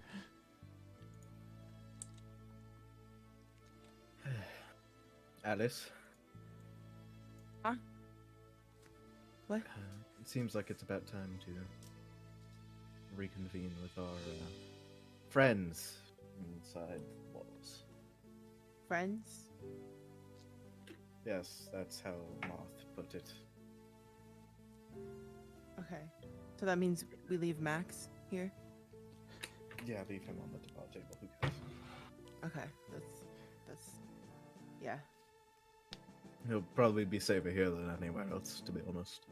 Oh, well then, never mind. And then I kick his stool that he's sitting on, so he knocks over and falls. Perfect. Max is gonna make an agility saving throw really quick. He rolls. Probably really good at those. He rolls a 4. He falls from his stool and bumps his head on the bar and falls to the ground. It says, "Holy, what the fuck is the big what the fuck is the big idea?" We gotta go. It's time to go. Okay. Fuck. Oh man. Okay. Oh. And he tries to stand up, and he's like very, very dizzy. Alice, you as well. You seem like you feel pretty fucked up. Not nearly as much as Max, but you feel pretty fucked up. You haven't had a drink in a little bit. Max has just been going really, really hard in the paint. But you do feel a bit dizzy. And Max is like, I need some help. Well, I'm not gonna be the one. So I don't know why you're looking at me. This is what I was He talking needs about help. with Mechalite women.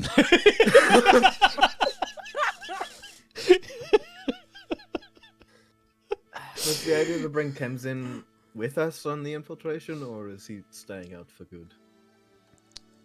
I think the idea was to scout things. Yeah. That was essentially the idea originally, was Thames said to scout things and make sure everything's okay. If everything was okay, then to kind of get him, if necessary. Oh, scout things within the town? Yep. Okay. Make sure things were safe enough. I.e., it won't without like hearing monster within the Holy first 5 fucking minutes. pitchforks and torches! Well, we don't know anything about that, but we could probably sneak him around at the dock. And Baveli is just like, hey guys. Hello, Beverly. You're welcome, by the way. It'll be, let's see. It'll be You ran away, 1,020. you get no pay. Go. You You do want not pay want... next time, stay. Such humor on you. I'll be expecting the pay soon. He just spins around the stool and looks back over at the bar.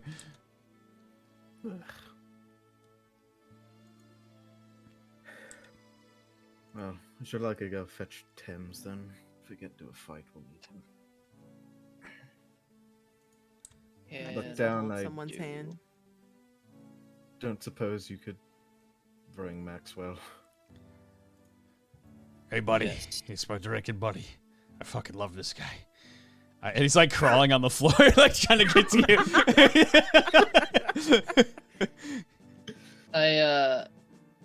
I kneel down and then lift him and put him in like a fireman's carry.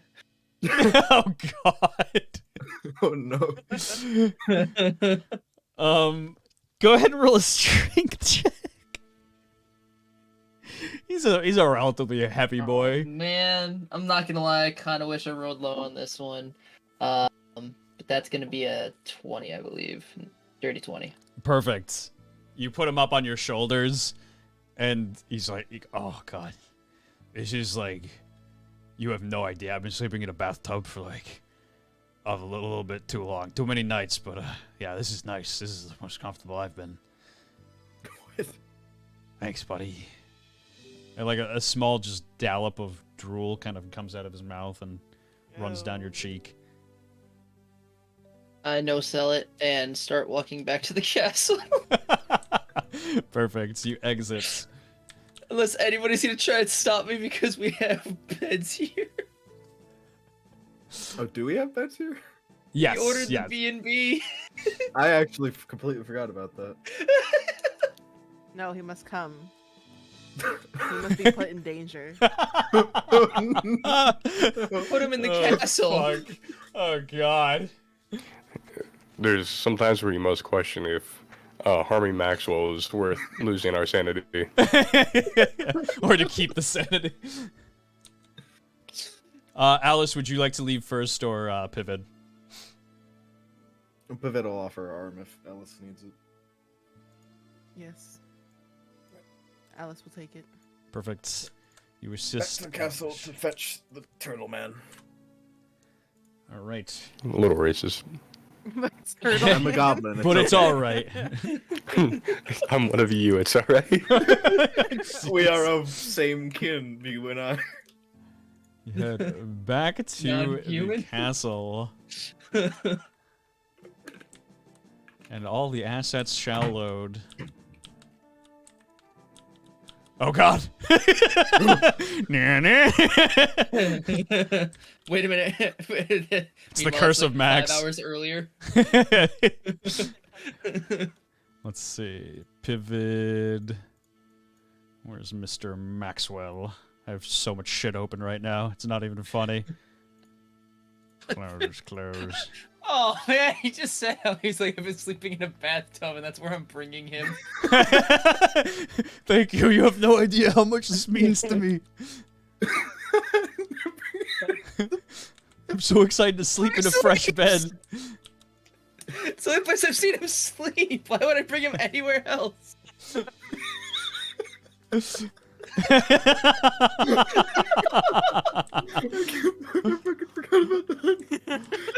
Oh my God, it's so fucked up.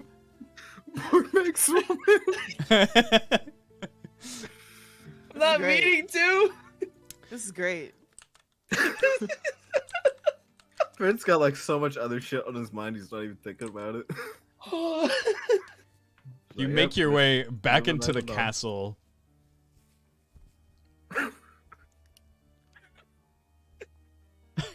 And drop Maxwell off in his bathtub.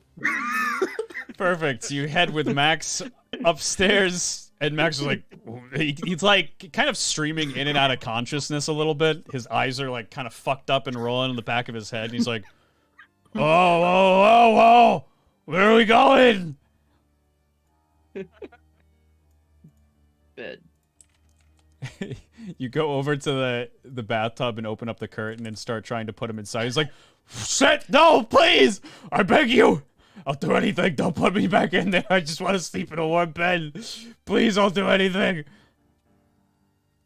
We're drinking buddies, remember? Is your bed? Fuck no. I want to go sleep in the tavern. Oh. What? Can you put me down? I put him down in the bathtub. You put him down in the bathtub, and it's a pretty the kind of walls encasing the bathtub are pretty high, and he's like trying to get himself out of the water as it's still inside. He's getting drenched, and it's just enough weight for him to kind of just slide back into the bathtub. He's like, whoa, whoa, whoa! It's like a baby cage. Let me out! Let me out! And then he gets tired and he kind of just sits down. So, nobody's called it a tavern. They always called it an inn. I didn't know what the fuck he meant when he said tavern.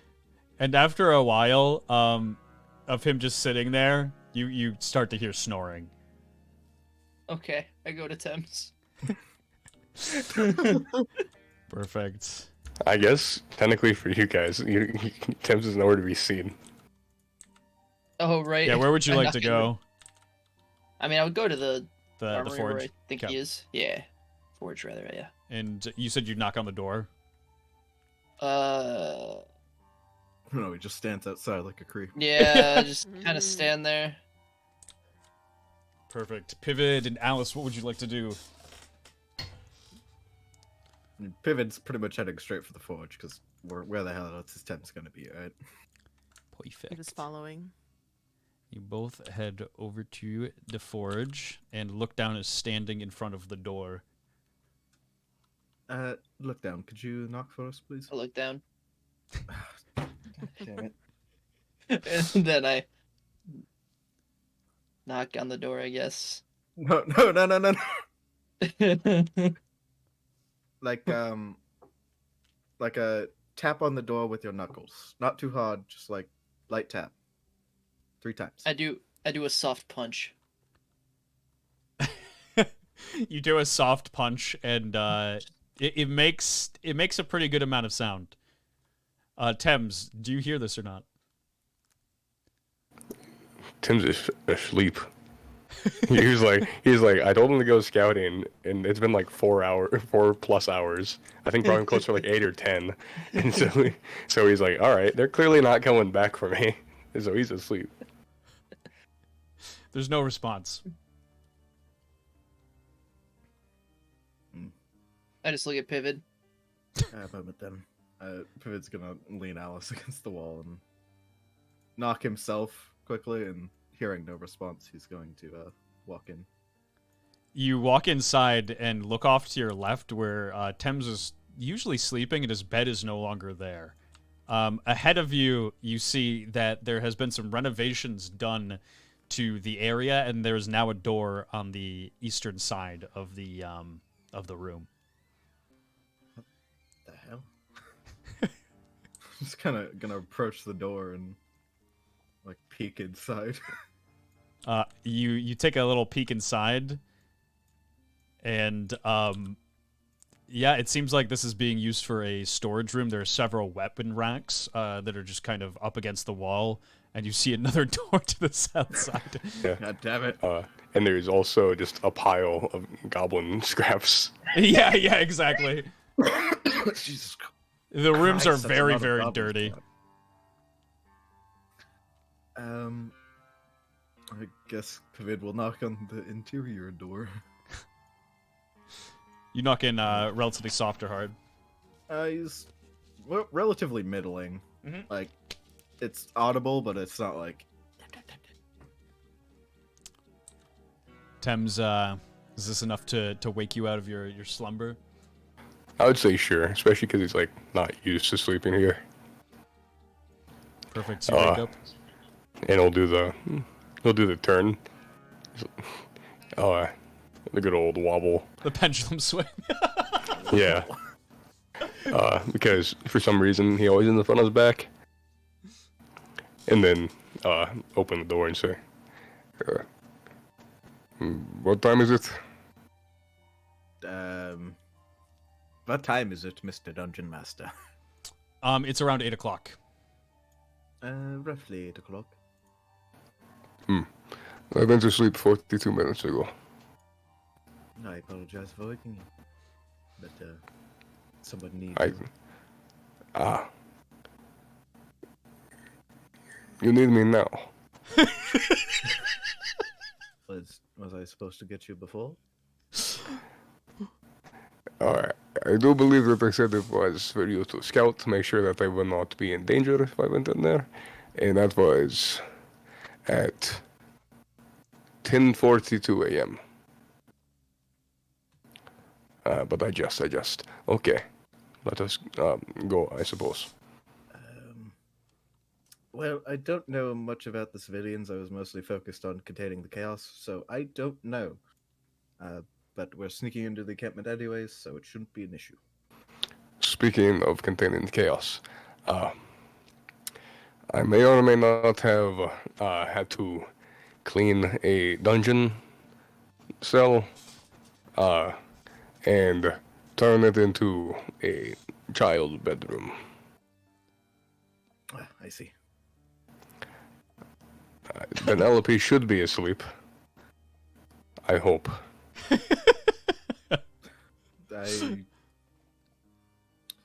We'll discuss it later. I think we can figure that out. Come along. How do you like the place? It's a lot more spacious. I was quite confused as to how you got any efficient work done in your prior place. My father always said if you're doing nothing, you are worth nothing, so...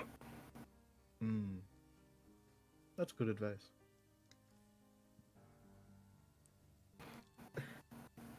Should we go then? Yes. Perfect. Boy, howdy. So, what's look down worth? Hopefully you didn't hear any of that. Yeah, look, I didn't hear that.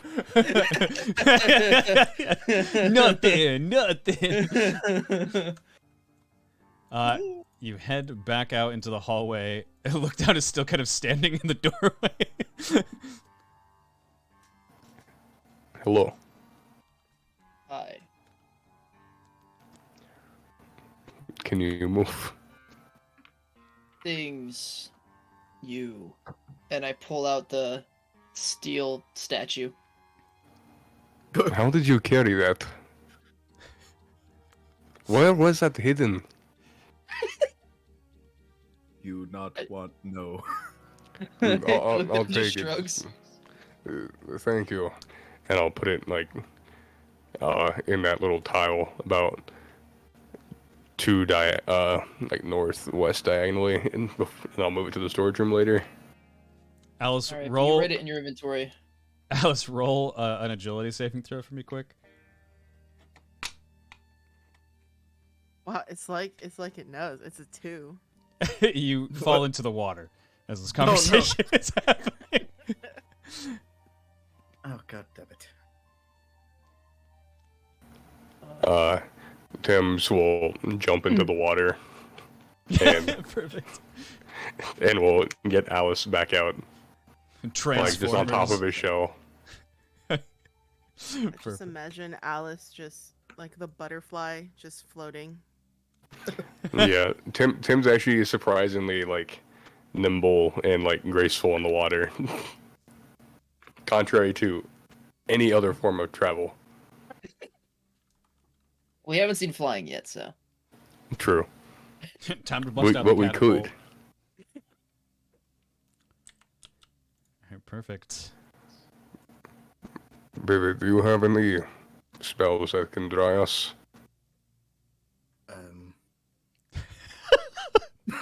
Not unless you want to be extra crispy now. Okay. Soyet wasn't exactly keen on the utilitarian side of things. Tim's is gonna think into his head, why are there so many awkward moments in front of my forge the past week?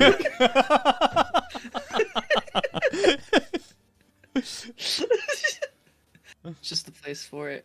Also, I mean, it's your damn fault there's a water channel right in front of your forge. I mean, come on. I also pull out the Olivinium stone. Perfect. I'm like, what? This? Oh, that can be very useful for, well, things for him, and he'll point towards Vivid. but I will need to make them first.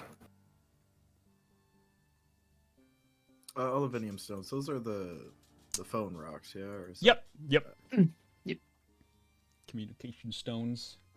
Where did you find that? Look down. Big building. The library? Sure. Is there any urgency to returning, or I'll be fine here? We're supposed to meet with the prisoners sometime in the night. So the time frame is very rough, but it's likely better to be there than miss them. Alice, will you please get off my shell so I can move? Well, what if I fall in again? That is unfortunate. Can carry. Okay. Okay. Then that's all. I walk over and fireman carry Alan. No. Give another strength check for me.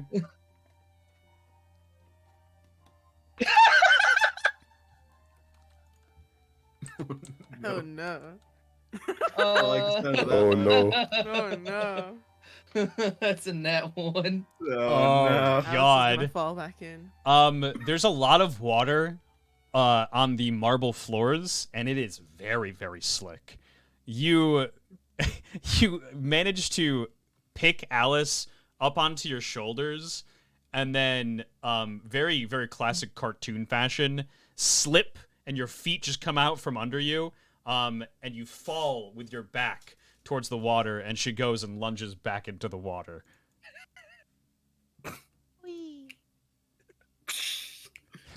Starts slowly Tim's gonna- floating down the river. I roll over and reach out to grab her. You How take- about we cross the water with the drunk person? I'm like a lily pad. I'm floating. Do you take his hand? No. You just continue floating down Alice the water. loves the idea of being a lily pad. Continue floating down the water towards past Thames here. Privet, I dug a ditch for the water outside. You may not want to let them fall in there. Vivid's gonna use a staff to stop her momentum. Okay, perfect. You put your staff in the way, and it manages to block her just enough from the flow of water from bringing her down and out. And she's just kind of stuck there. Thames, could you just kind of gesture with his other hand? Yeah, Tim's just gonna go over and grab like an arm and just pick her up by the arm. Perfect. I was like, I'm not going back in there. And we'll just like do the buddy carry. Give me a strength check with advantage since you're a big boy. Okay.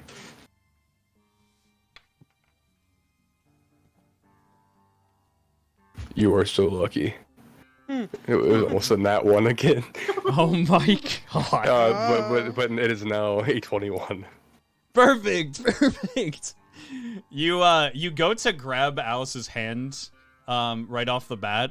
And the first time you do, you grab a hold of the hand and it slips out. But as this is happening, Pivot like pulls up his staff because he thinks that you have her. She starts floating down the stream once more, and just in desperation, you reach out your hand and grab her as she's about to fall off the edge and pull her right up on top of your shoulders.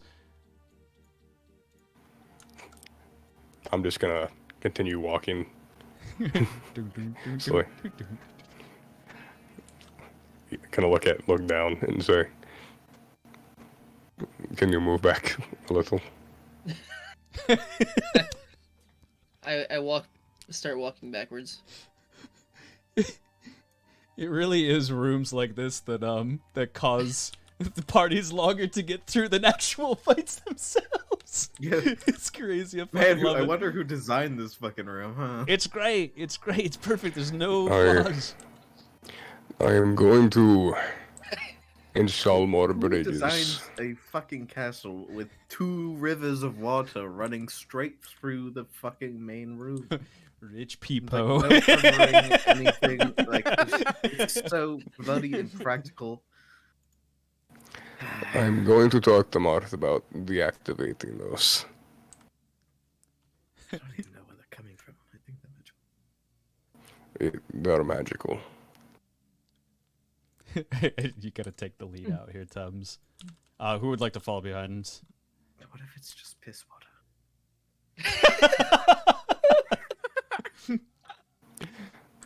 Pivot. Out of all liquids you think Soliet could have picked to be the river, you think it's piss? I've never seen her touch the water, though. You hear from just off in the distance from the doors as they're opened up still, just a slumbering Max just yell out, "Hot damn!" Followed up by another snore.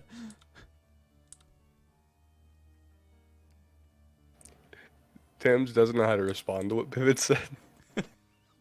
about the never seen Soliet touch it, and just continues walking. Perfect.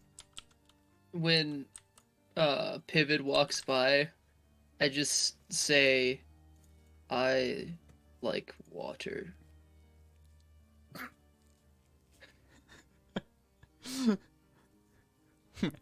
Don't touch me.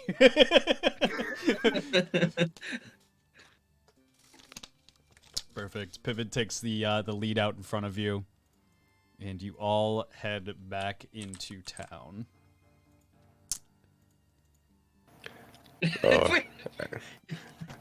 As they're walking, Tim has a question for Pivot. Sure. Yes.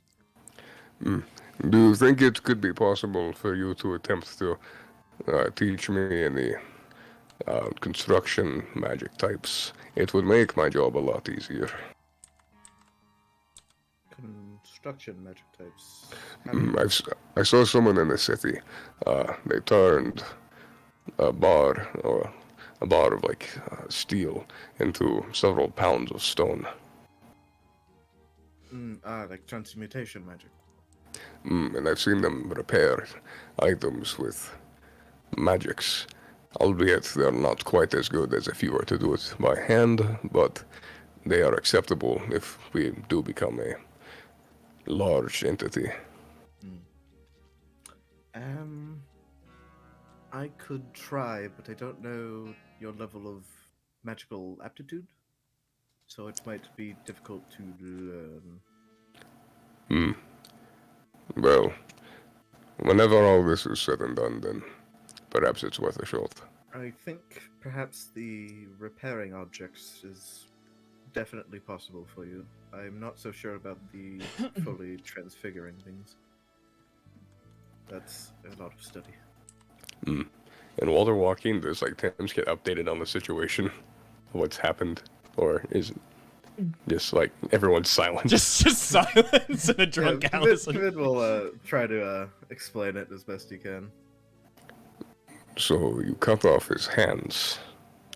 I tried to put them back on, but it was the best solution we had on hand. If you could have taken a cast of his hands and clay. That is true, but I don't know if the magical systems would have accepted that, if that makes sense. From your expertise, might Pivot, have- it Fair does enough. seem like that is kind of the... It seems like it has to be a touch from like the actual hands itself. Well, hopefully he can regain use in those hands. He has at least partial use of one, which is better than none. There's something that tells me even life without hands is likely a better life than nailed to a floor, so... This is true. Perfect. And you guys are heading into town here. The rubble is no longer there. Yeah, the rubble is now gone. Unfortunately, it's like 500 things of rubble, so I can't remove it right now. But you head very carefully into town, and these guys just kind of not casually, but kind of not worrying about too much. Kind of just head out from the tree line and head towards the inn. I'm gonna like slink across the side of the wall. Like full, this side of the wall, no, across the entrance, just like hugging the wall, like full secret agent man type shit. Perfect. Just use Alice to block you. Cover. Alice is a block. Yeah, you just put Alice in front of you. Yeah, I'll just hold Alice out like a 3-year-old. It's so ridiculous. And you don't really see anybody in town at this time of the night. Actually, let me change the time of day. It is now dark. Everyone in town is dead. It seems like everybody's kind of in their houses by now. And this is approximately. Yo, there's Oh, God. Pivot, yo. This is approximately the time that you were supposed to meet up with the rest of your party, aka your friends. Heavy quotes. And sorry, initially you did see them go in for, if you guys weren't here, over by the entrance over here. There's a door. You're a door. A bowl. The supposed meetup point will be over by that wall, that small gate there. At least that's what I believe to be the case, unless it's within the tavern. So we're supposed to meet in the inn? No, you're supposed to meet them. They're supposed to let you inside the encampment. They're going to open the door for you. Right. Oh, man. Oh, boy. So, when do we get to take a long rest? No, we don't, sir. Unfortunately, some time has passed, and it might not be the case. At least not the I'd have to survive off sage weed and luck. Who would like to take the lead? I suppose Pavid will. Okay, perfect.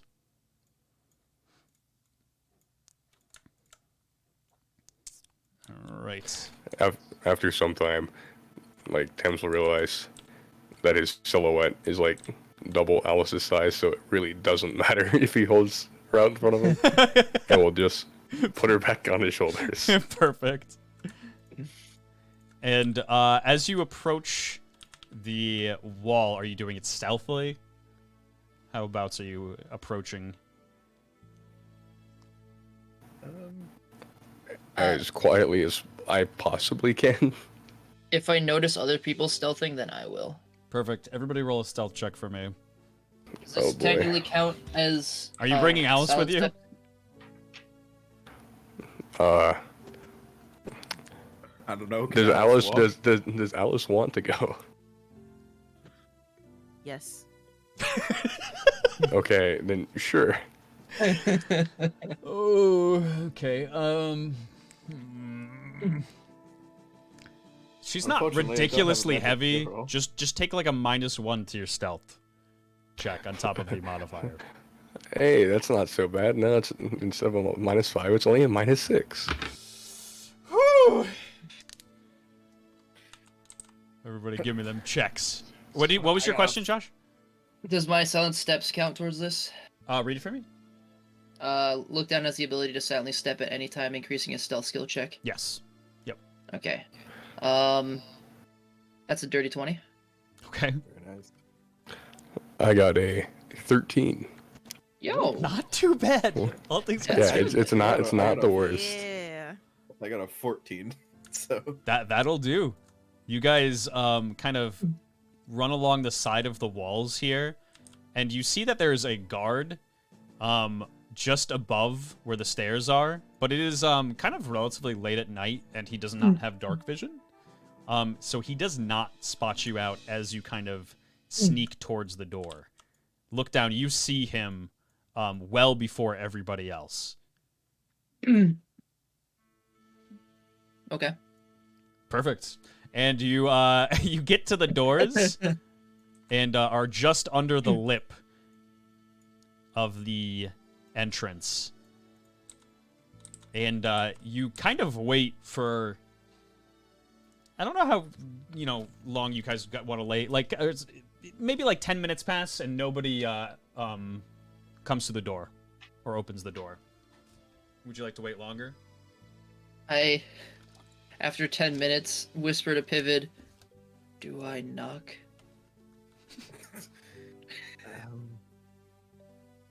Well, hold off on that for now. Okay.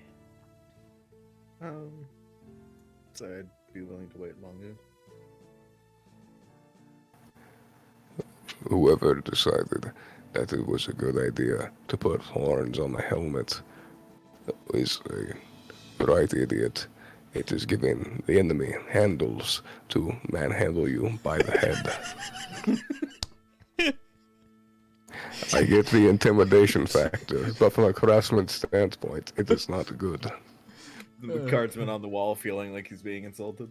Yeah, he doesn't know why, but he feels a little bit bad about himself. You wait for another 5 minutes and nobody answers the door. I sit down. Perfect. Everybody So else. probably wait another 15 minutes. Perfect. You you wait another 15 minutes and nobody comes to the door. And by now this guard has kind of walked to the opposite side of the wall to inspect things over this way. Is there things as a short rest in this game? Sure. Yeah. I would say that you guys have gotten a short rest. Okay. It is a quarter of your HP back Okay. for a short rest, as well as any quarter of your max HP. Yes. Yep. Okay. Oh, that's nice. Crap, I have to do math. Hang on. Mine's easy. It's just 15. And a little bit more time has passed by now. It is pitch dark. Ah, lovely. Vid's going to walk up and knock on the door, since the guard has kind of moved away. You walk up to the door. You knock, and nobody answers. There's seemingly nobody on the other side of it. Wonderful. Well, the prisoners did not follow through. Unsurprising. Does the wall look scalable? Like, how tall is it? It is approximately 15 feet. There are some, like, kind of divots in the wall where you can kind of grab onto. But there are kind of like spikes at the top of the wall.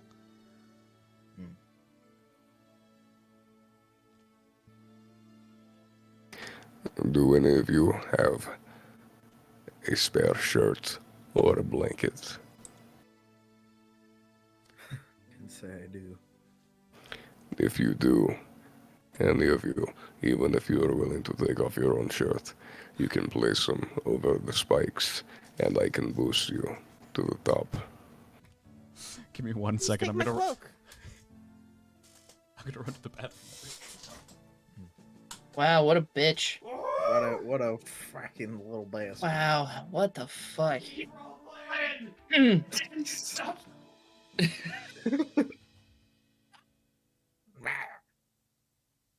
Man, I don't know why you didn't just go for a 5 minute, but it's whatever. No, whatever. I'm thinking probably, yeah, covering the spike seems like a good idea. I figure Thames could boost look down up, and look down can climb over and try to open the door. Look out seems like the most adept climber at the moment, with Atlas par drunk at the moment. Fair. And I also have dark vision. That does also help. I mean, I got like a couple I have like a little bit of a length of chain, so when I get up there, I can probably dangle it down and pull somebody up. Mm. Oh, it's like 15 feet, so. Okay, I probably couldn't reach that far down. Yeah, I don't think you could reach that far. Maybe. At the top of Thames' back, though. Okay, I can launch myself 13 feet, so I think if I stand on top of Thames and launch myself, I can make that jump. Because I'm guessing Thames is not 2 feet tall.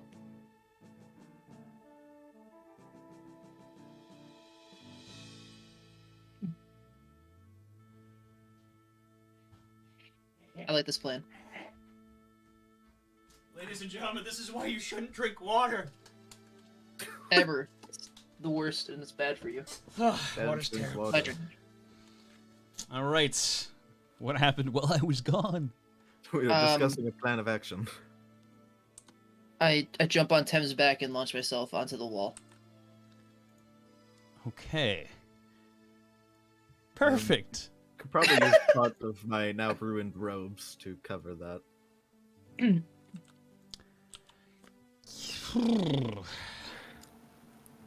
And if we can get like a cloth up there, Thames will boost someone up there.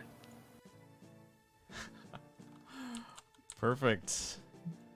You jump up on the wall, and would anybody like to use any other clothing? Yeah, I'm gonna use part of my fucking destroyed robe to try to cover the spikes. Good, good. You put some coverage over the spikes. So, don't get stabbed on the way up. That's nice. Fair. I'll say, because I can probably... Trigger could go down, open the door from the other side. Does it look like there's nobody around me? You look out into the distance, and Yep. there seems like yeah, it doesn't seem like anybody's immediately around you. You do see the guard all the way on the opposite side of the wall. I hop down and try to open the door then. Perfect. You hop down, and it's 15 feet. Are you grabbing onto the... Yeah, I do like the slide off the ledge thing. Okay. Prepare yourself from the fall. Perfect. And that is just enough to actually kind of buffer the fall, so it's not enough and doesn't really hurt you.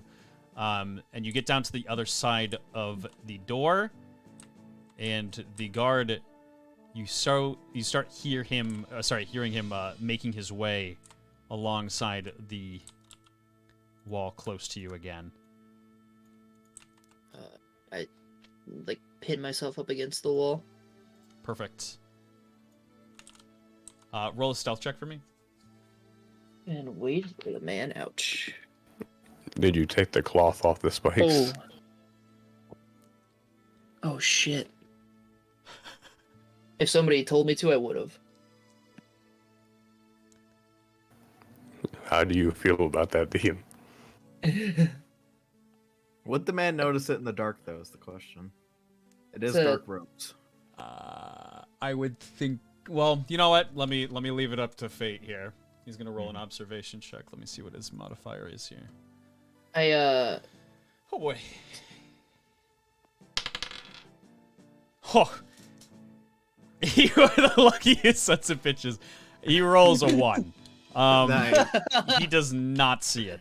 It's just dark enough, and it seems to kind of blend in with things a bit. I would also not be surprised if that helmet blocked his vision. Dang, stupid ass helmet. so I rolled a 20. I got a 22, a 24 of silent steps counts. Perfect. Yes. You push yourself very gently up against the wall and make no sound doing so. And then I wait out the guard. Perfect. After a couple of minutes, the guard turns back around and heads back down this way. I open the door. Good, good, good. You open the door, and would you guys like to go in? Or who would like to go in first, I should say? Pavid will head in, I guess. Me. Yep. Can Alice walk? Alice is still drunk. Okay. She Thames can will. technically walk. It's a bit of a dangerous situation, I guess. Yeah. Thames will do uppies again, and then walk her through, and then go through the door. You kind of bend down a little bit to like sneak through, just not to bump your head or Alice's on your way through, and you make your way onto the other side of the wall.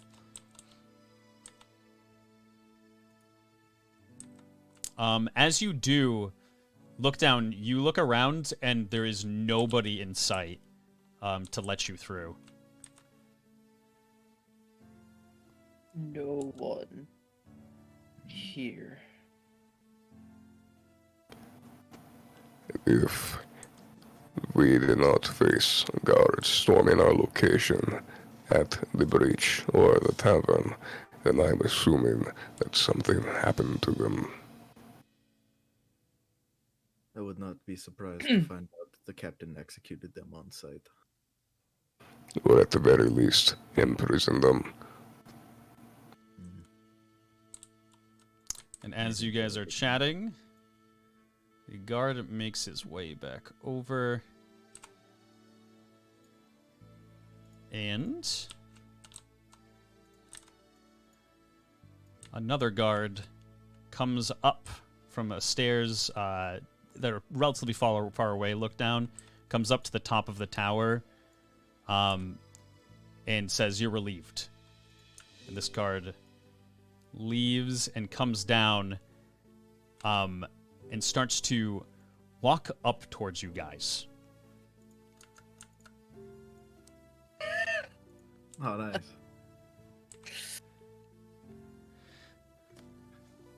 Oh boy. It's a shame our assassin type character is currently drunk.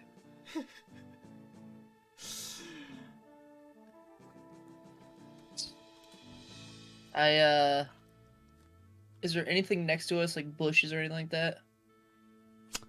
There are... Here, let me reveal it a little bit for you. You do see... Reveal circle. Big circle. There's some trees off to the east. Gotcha. I would say guard coming, trees ahead. Yes. And then I just make my way to the trees. Could we have made our ways to the trees like while they were talking? If you heard, I mean, it's pretty close. So yeah, I think you would have heard them.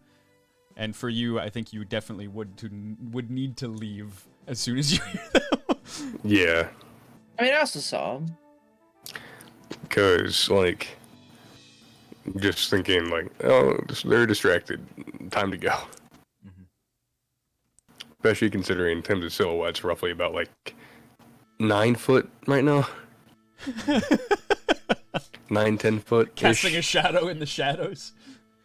Yeah, Tim's is like what, like 7-ish feet tall? Close to that. 7, 8, and then Alice adds like another 2 or 3. So are you doing it immediately when you hear them start talking? Yep. Okay, good. So you'll still be at a walking pace. Give me one more strength check at advantage.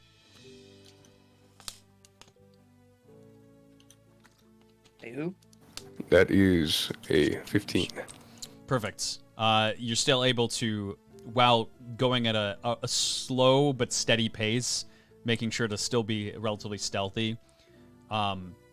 You make your way behind the tree line, and would you? I'm assuming, Look Down is kind of headed off before everybody else potentially, maybe. Yes. Okay. I would have said that and then just started walking. Pravid's trying to just follow Look Down wherever he's headed. Perfect. You head behind the trees, and the guard walks up, and he sees that the door... Did you close the door?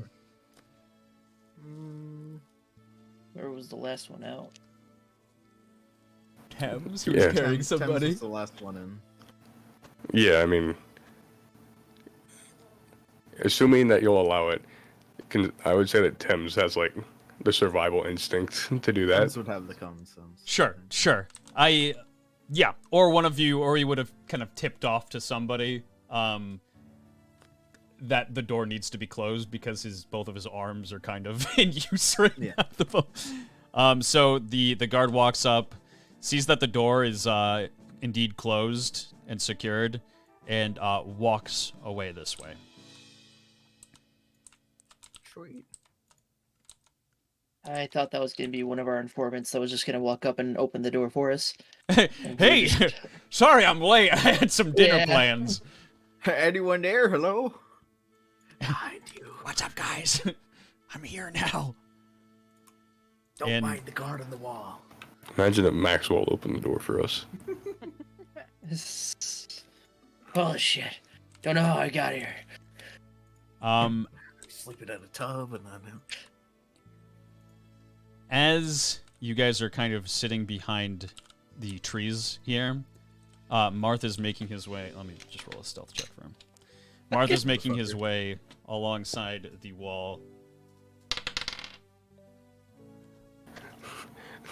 While he does that, Tim is going to say, I think we're missing somebody, but I don't know who.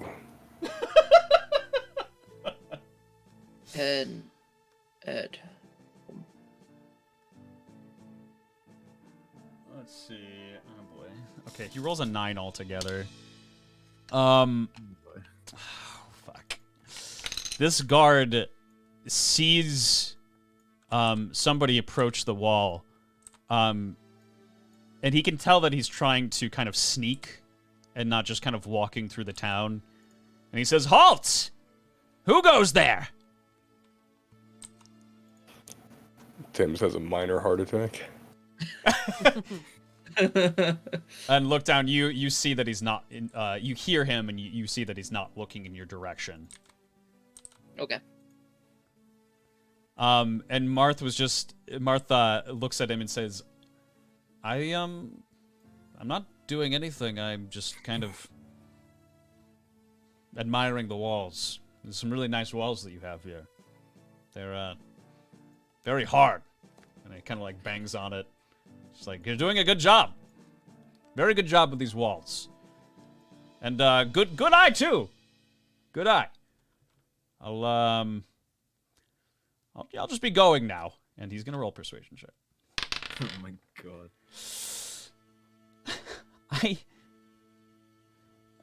He rolls a 5. The guard says, "Nice try, buddy, but I know somebody trying to sneak behind the walls when I see one. We've caught plenty of people just like you, little stray birds that are looking to be heroes, looking to get into the encampment and hurt one of us, But it never ends up well for them. I think I'll take this and I'll let the commander know. Prepared to be up the stairs. Perfect. Roll a stealth check while you're doing it. Natural 20. Let's go.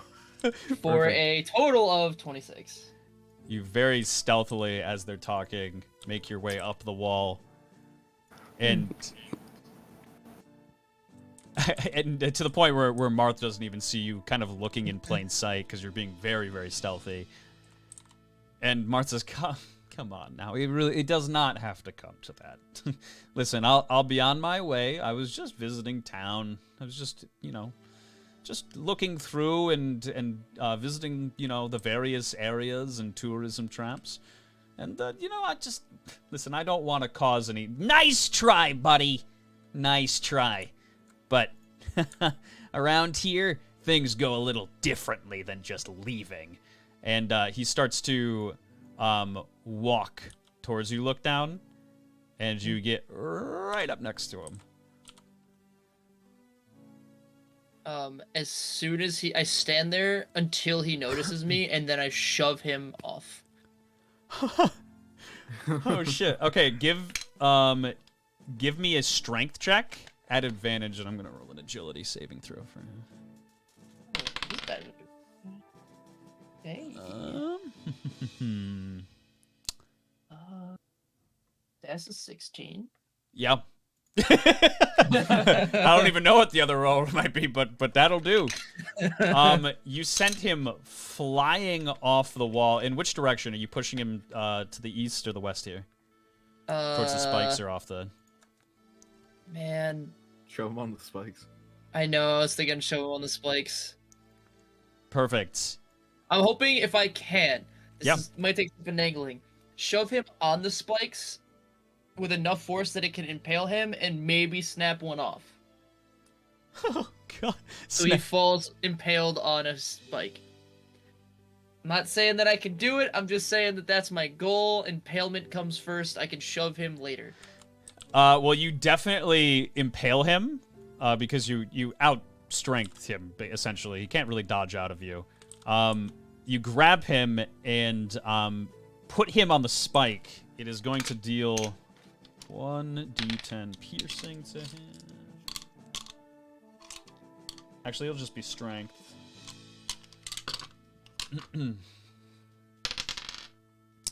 Deals 3 damage. And he looks up at you in fear and says, "Who are you? Help!" Kind of in like a hushed tone, in the fact that he has the breath has just been taken out of him. I just get real close to his face, put my finger over my mouth, and go, "Shh." What do you want? What do you want? No noise. Yeah, you just let me off this spike, and I'll do whatever you want.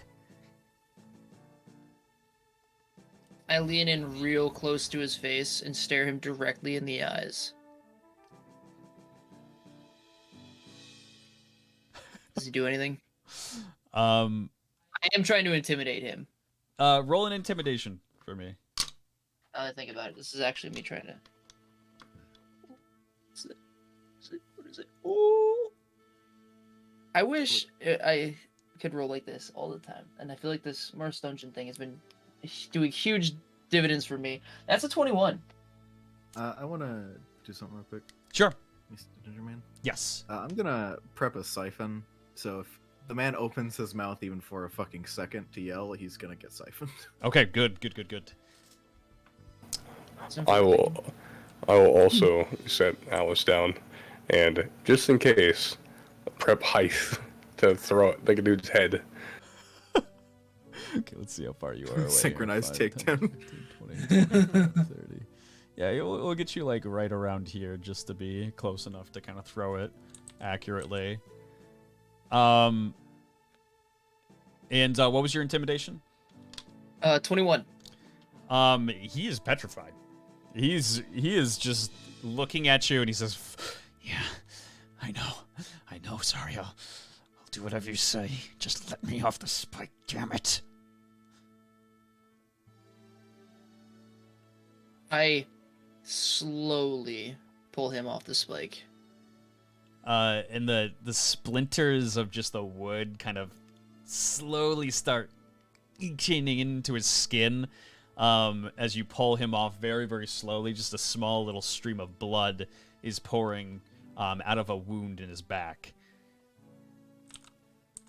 He says, "Fine." And I put him down and I say, "Good." And then I jump off. I don't know who you... Okay, perfect. And I go open the door for Marth. Yeah, Marth sees this happen, and like you open up the door for him, and he gives you a smile on the other side. It like swings open. You just see this giant smile in his face. He says, "Good job, let's go." And kind of like very strangely to you, or it seems kind of strange to you, he runs up to you and kind of gives you a hug. I just do that, stand there and don't do anything back. And he notices that you don't do anything, and he kind of pats you on the back and then hops off of you. What did you do to Vesuvius? Sorry, another time. Oh, he's just, Part Dead. of me now.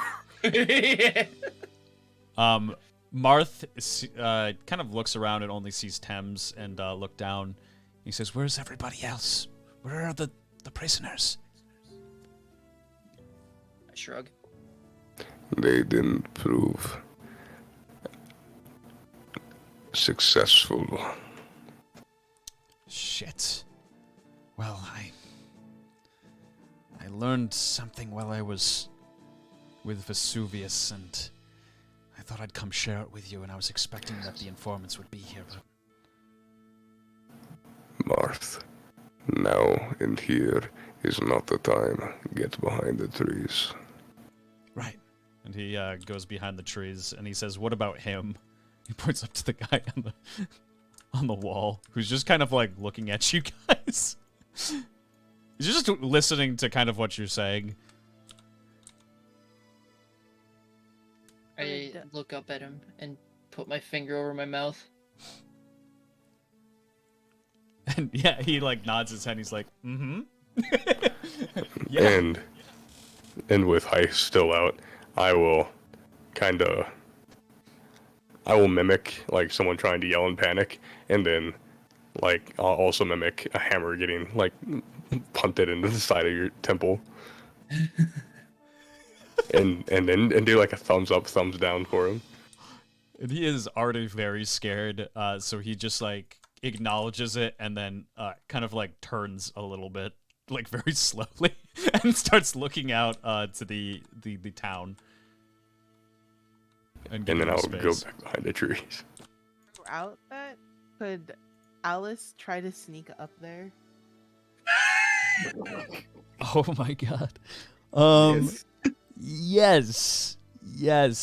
Oh boy. I believe in Alice.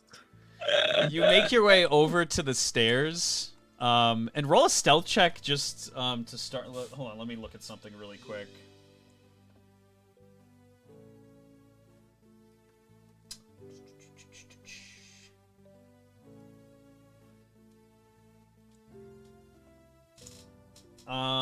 Yeah, so you go ahead and roll a stealth for me. Oh. 20.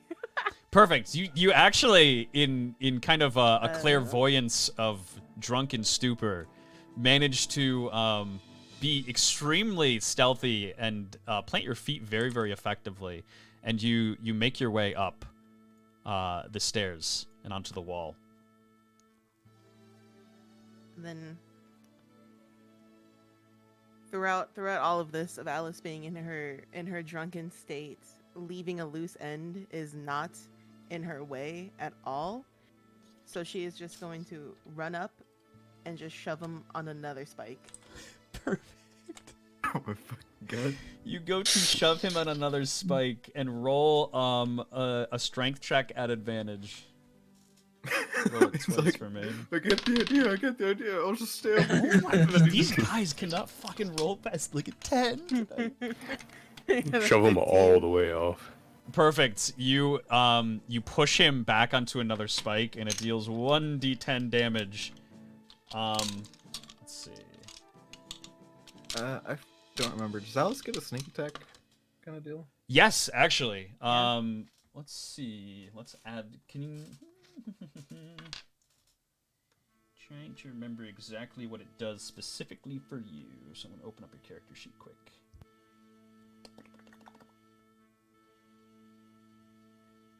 My poor Mac from like 8 years ago has like 100 tabs open on it, and it's like, just kill me. Let me die. Let me die in peace. I don't want to anymore. There's Alice. Open you up here. Yeah, scroll down. Okay, if Alice has not been attacked this round, she can find cover, hide for a turn. Yes, so go ahead and roll another d20 for me. Actually, no, it was based on your sneak before, so you actually rolled a 20. It's +2 to your damage for this, and then the damage is also doubled. So I'm gonna roll a d10 to damage for him here. Actually, I'll let you do it. Go ahead and roll a d10 for me. What the A fuck? 10. Okay, perfect. Oh, perfect. So, as 24 points of damage. You catch him very, very off guard.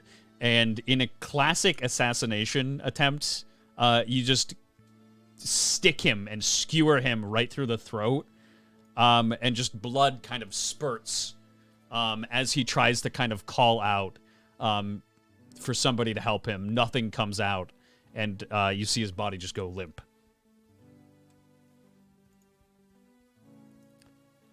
And I'm probably the only one that saw any of that, huh? Yes, actually. That was a strange set of noises. A little faint gurgling. It's like. And Marth turns to you two and says, "Where's Alice?" She was right here just a moment ago. Shit. All right, listen. She is partially drunk. Oh shit. Maybe we should find her then. Probably. Look down. Where is Alice? What? Look down. Where is Alice? Busy. What do you mean busy? Like, behind trees. Oh. Don't get spotted. Oh my god. And he says, come over here with me. I need to talk to you. Walk over. Perfect. You walk over with him. And Marth kind of crowds around with you guys and says, "While I was with Vesuvius, he fell asleep and he's okay.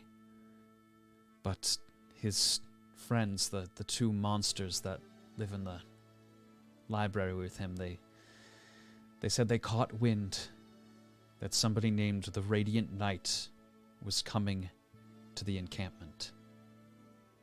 Said there was a dinner party at the mansion. And they seem to know the location of the children that are being held here. It doesn't sound good. From what they said, it seems like they're running some sort of human trafficking. It's kind of an urgent matter that we get them out as soon as possible, but we can't do it without a plan."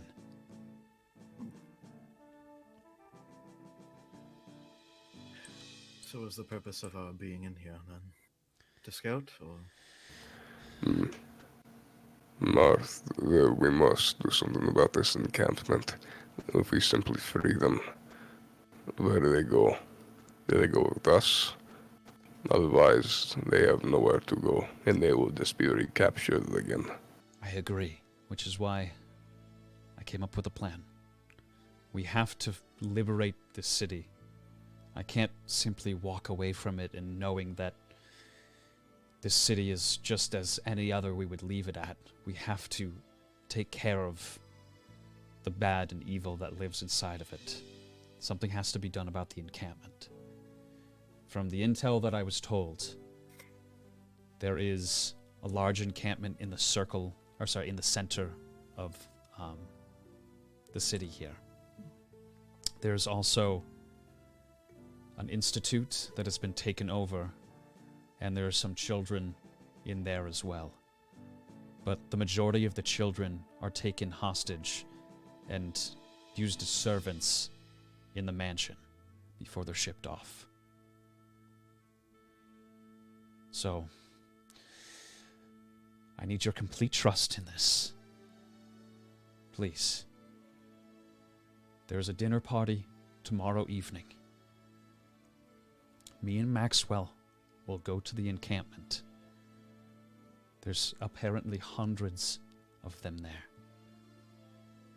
It's too dangerous to do it any other way. I have to use the book. And I need Maxwell.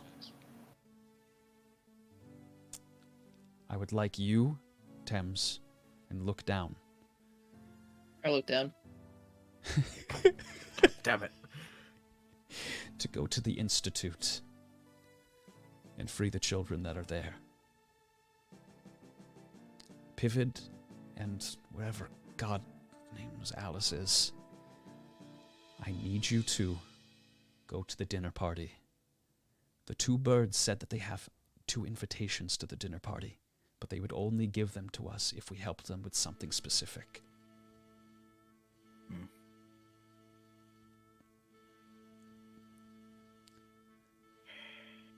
I know this is a lot to ask of you, and it might be very dangerous.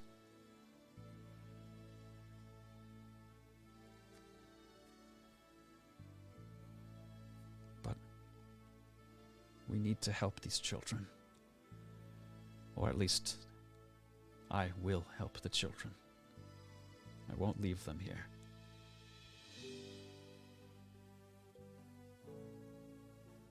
Yes. Do not like this very well. When must we do this? Tomorrow night is the dinner party. For now, we can take a rest. Apparently, the birds have a key to the side entrance here. So as long as there's no loose ends, we can kind of do as we please. So why didn't we just use I think probably around the time of loose ends, Tim's will notice the fact that there's a body currently impaled on a spike. You kind of, like, it's very, very dark. You kind of very subtly see the red on Alice's coat. And it's not the guard. And you kind of, like, squint your eyes, Thames, and you do see a body kind of just impaled on the wall. Speaking of loose ends, there is the guard. They're dead. What? Alice killed them. Alice, roll an agility saving throw for me. Oh no.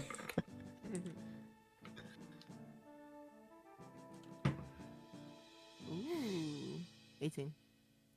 Perfect. You kind of like look over to them and hear them talking.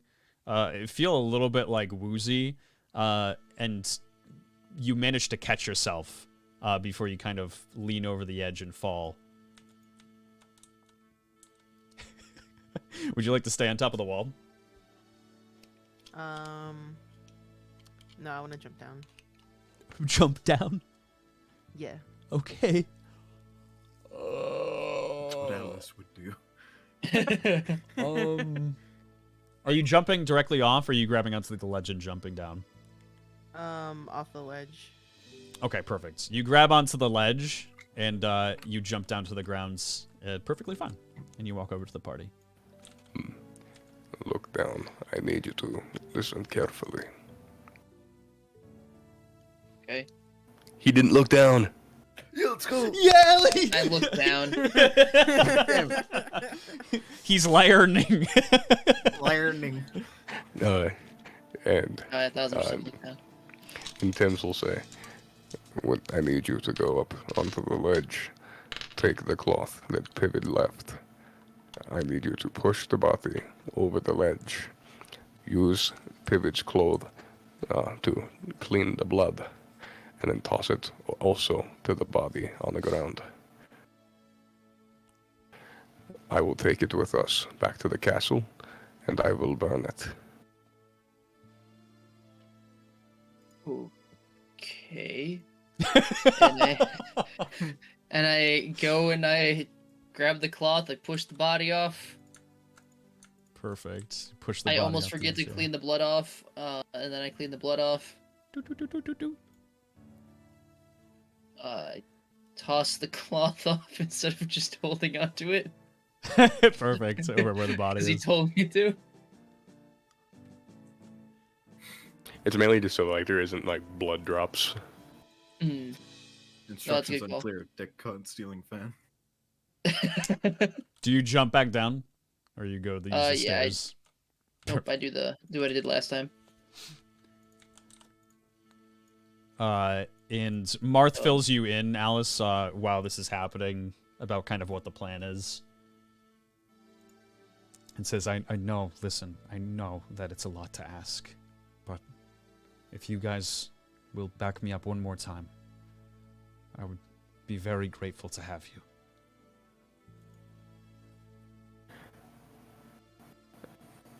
I must forge some things for us first. We now are in possession of 20 ingots of steel, which is odd, but useful. Make a lot of that.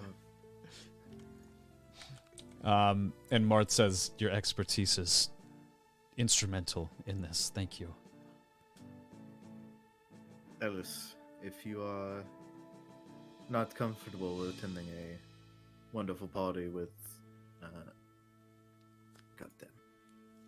Mechalite Society, feel free to join them in the academy. I can likely handle it myself.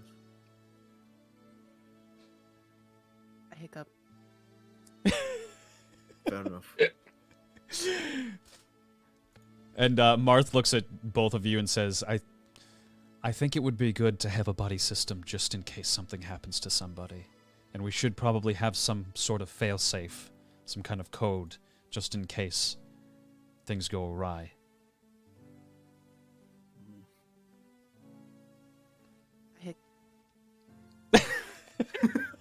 Good call.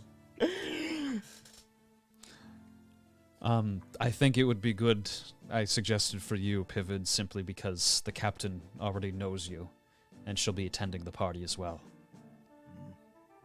Alice is an outsider from, well, what we know at least, and she looks looks at Thames and looks at Look Down, the least conspicuous between most of us. That's true. Very well. Just have to pick up an appropriate cover. Perfect. Thank you very much. Now, where is Maxwell? He looked down. What you put him? You brought him back to the castle, didn't you? Yes. In bed. He has a bed. It's... He calls it his...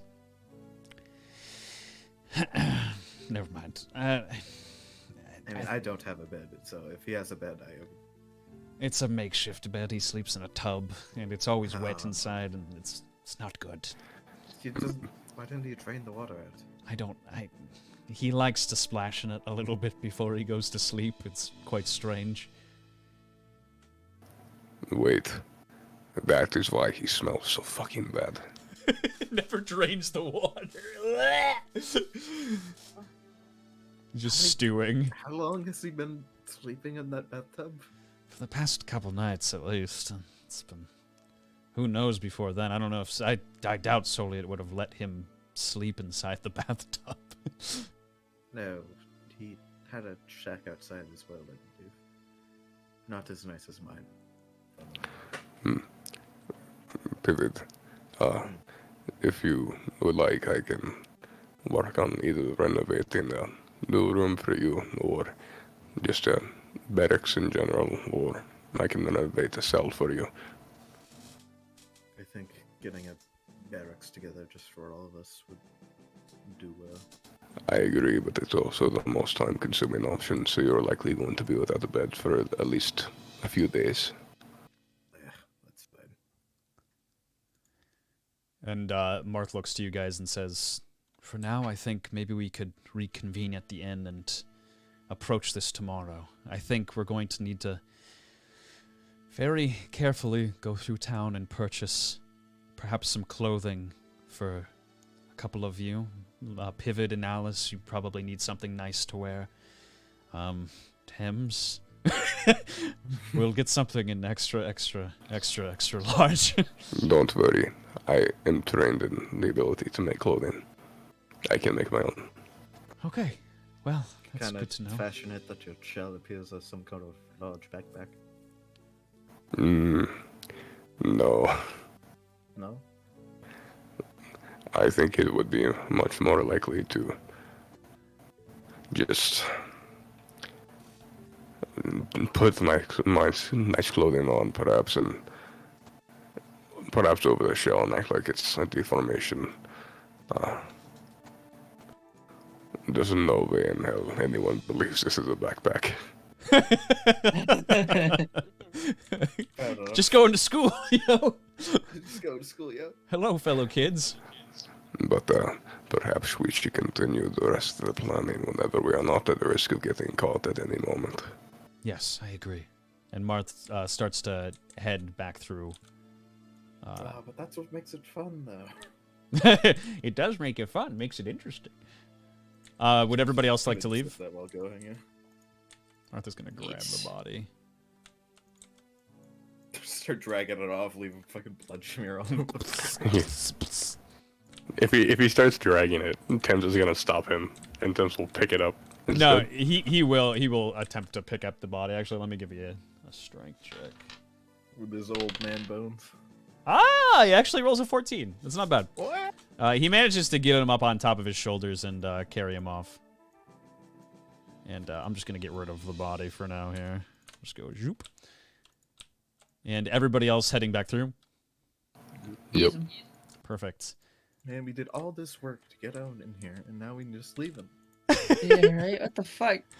Son of a bitch. Marth, turns to Thames as you guys get to the other side and says, one small hiccup, which we could remedy. I do have the money on me. Maxwell did not pay for... Maxwell did not pay for Thames to stay in the inn. But there is enough money. I have money. Okay. I was not paid well, but I was paid. You got paid? 23 gold in my 100 years of service. I didn't even. More than I got. These are Torikuno wages. Perfect. Yeah, that was an oddist that came by at one point, and Soliet asked so much work of them. Barely gave them anything, a couple coppers here and there, and sent them on their way. It was the damnedest thing. Oh my god. You head back into the inn. Belmont Inn. Here we are.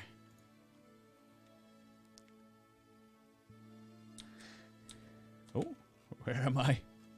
Why is it so dark? oh, I was like, where the fuck am I? In the void. You get back into the inn, and Baveli's dancing on the table. Coyote Ugly style. Ooh. Let's see. Let's get everybody back in here. Alice. Alice. We got Marth. And Thames. All right. You all enter in and head back over to the bar, and Baveli kind of welcomes you, and he says, "Oh yeah, baby, hello." Hi. Who are you? Who am I? I am the great Baveli. I am the world's greatest merchant. Where do you get your goods? Oh, that's a bit of a trade secret, I have to admit, but Well, if it's not from myself or like someone of the store, then you aren't. excuse me? Thames will just look at him. The Sigma stare. Well, I'm a bit sad, I suppose. I'm going to go I could work with you. work with me. You wanted to go on the Yes. business? I can make things and then you sell them, but I get part of it.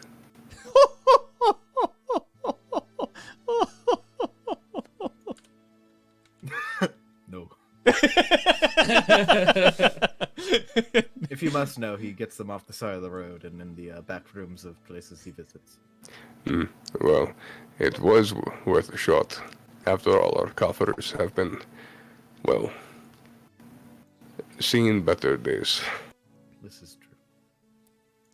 And like Marth kind of goes up to the little monster boy here and slips him 10 gold and says, I'll take care of our other friend for the evening. And turns back to you guys and says, I'm gonna call it a night.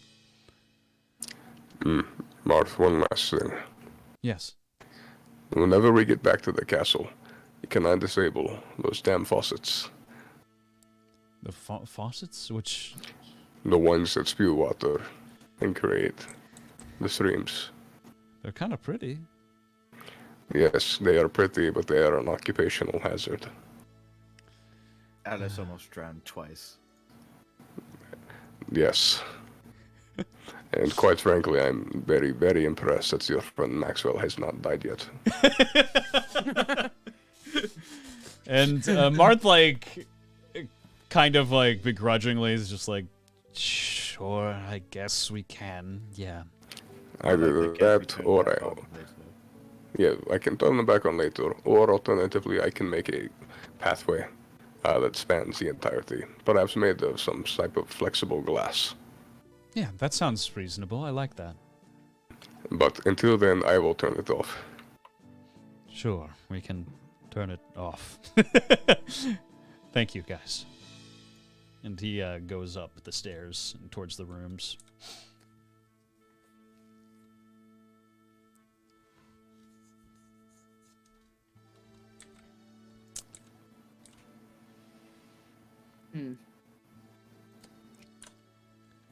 So,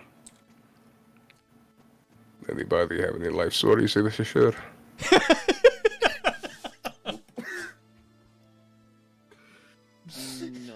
Nothing.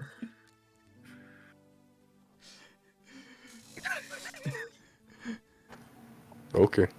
Do you? Nope.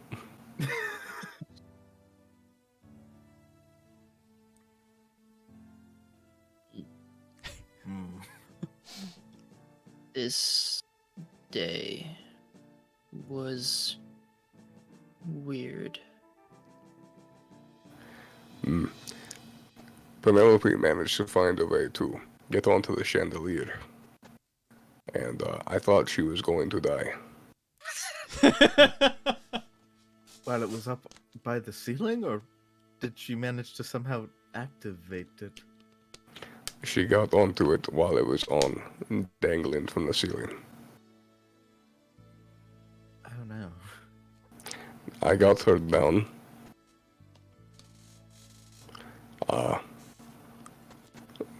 But I think we need to find a way to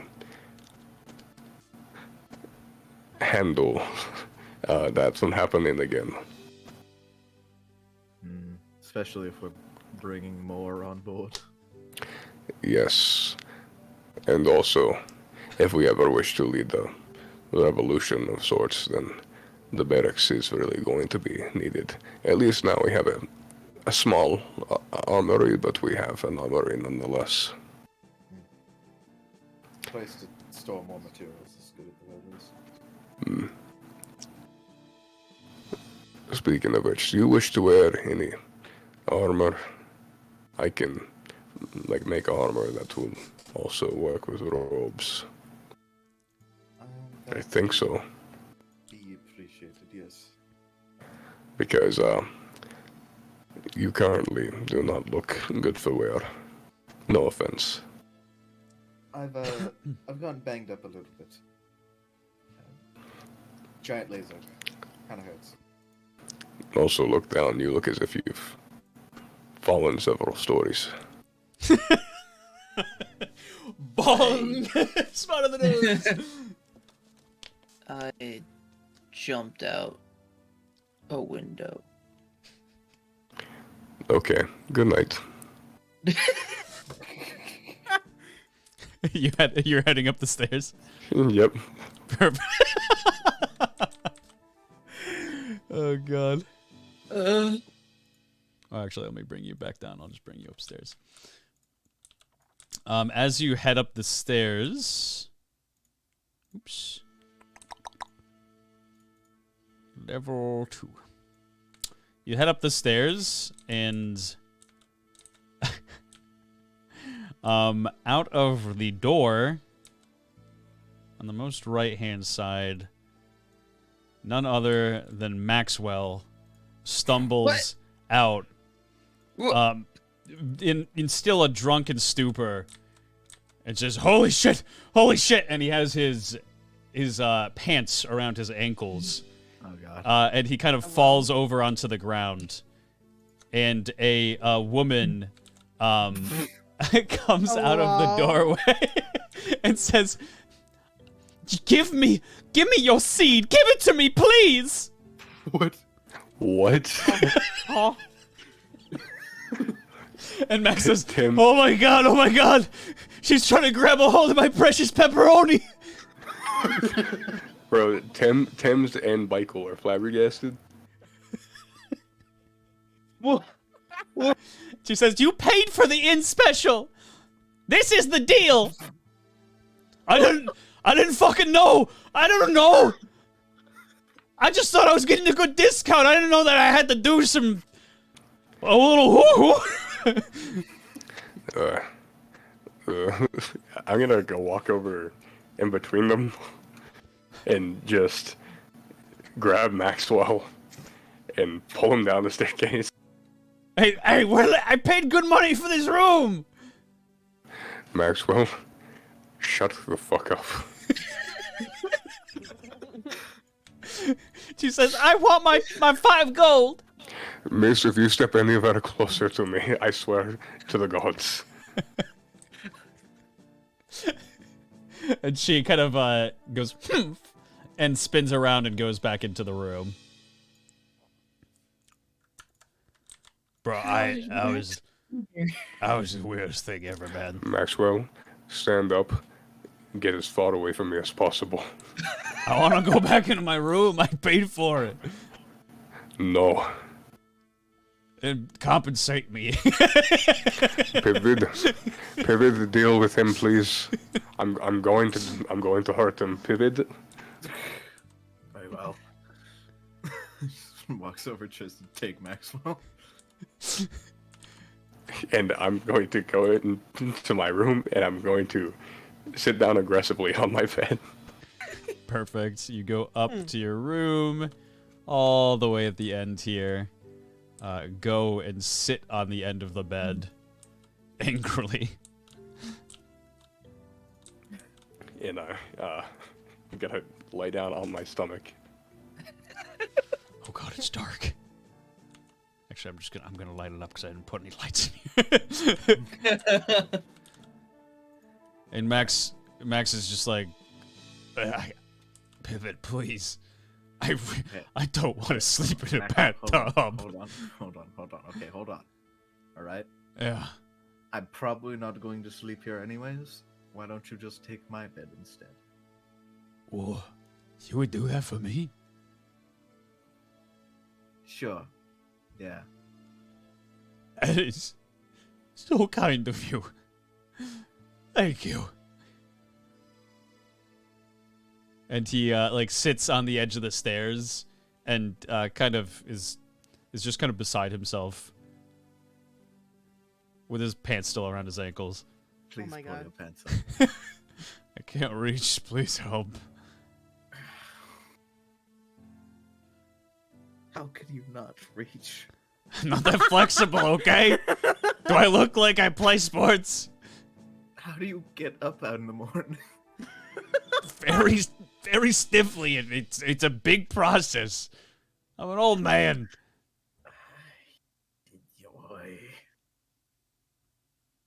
I think I was like this. I'm taking my bed back. Fuck. Pivot will pull up his pants. Did you say you're taking your bed back? No, any more shit like this. Oh. I'm taking it back. And he's like, okay, yeah. No more shit like this. Promise. And he kind of like turns around and like starts to crawl up the stairs. Just the second in command to one of the most powerful evil sorceresses that's ever existed just had to pull up this man's fucking pants. Yeah. How far I've fucking fallen. Had to pull up the pants of the goofy ass second in command of the Prince of Batovia.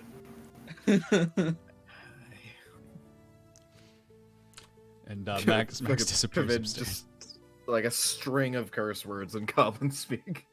As he's fucking walking out the door of the tavern. Perfect. You head out the door and back over towards the castle. He's going to look for Mr. Old Dragon Man. Try to heal what he can of his arms. Oh, perfect. Yes, to Vesuvius. And it's just you and Alice.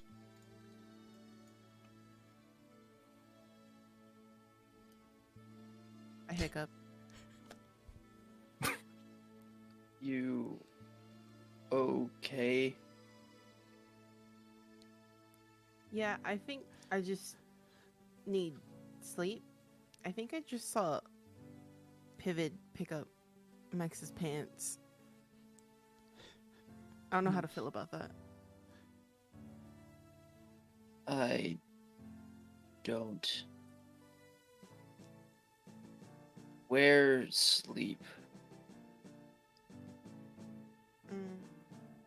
Up the stairs. Need help?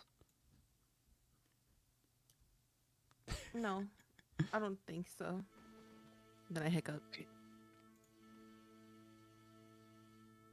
I start walking up the stairs, I guess. Perfect. Start heading upstairs. And there are a couple of rooms here that you can go into. It was implied that your room is over here.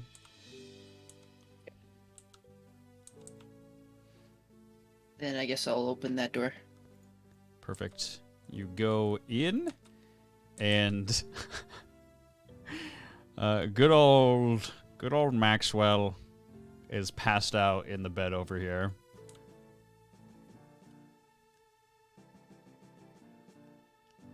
My master plan comes to fruition. Oh no! Standing over him. You headed to bed? Now that there's only one bed, my thought process is, where's Alice gonna sleep? Mm-hmm. So I leave. Perfect. And check the other rooms? You check this room here, and you see that it's a queen-size bed, kind of meant for two people. And Thames is taking up literally, he's just like diagonal, taking up the entirety of it. And he's somehow on his fucking back now. Yeah. He started off on his stomach, and he's teetering back and forth on his back. I check the other door. You check this door, and it seems to be a bathroom. I'll just keep going down the line. You go to check the next door, and you grab a hold of the handle, and it's locked. Alrighty. Last one it is. Last one, you open up, and there is a woman lying basically naked on the bed. And as you enter, she says, "Oh, hello there." Mm-hmm. I close the door. And I walk down the stairs. Perfect. Let me get you downstairs here. Only one bed left. Only one bed. It's an inn. How many rooms are up there? I shrug. Okay. And then I wanna. Wait. No, I can count to 10. We've made this canon. I can count to 10.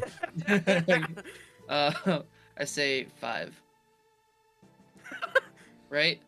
it's 4 in a bathroom, but yeah. Okay, yeah. So I would say 5. Because there's 5 rooms. There's 5 rooms and there's only 1 bed left.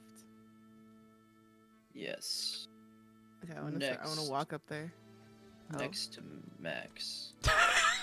You can have that one. You can have that one. That is yours.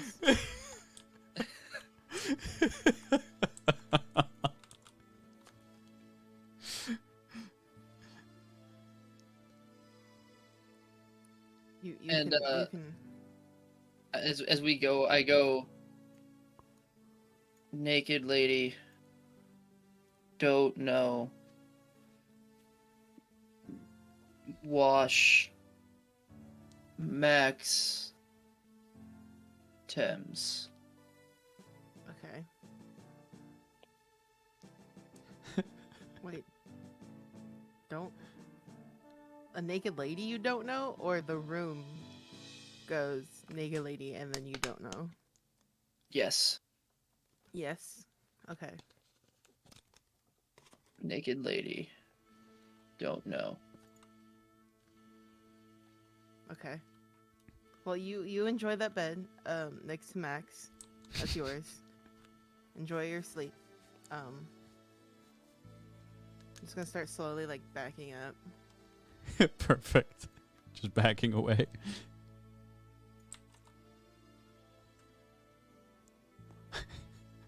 Do you go into the room or you just watch? Nope, I just watch.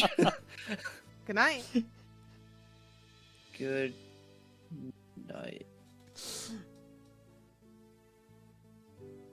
And then I back up even more.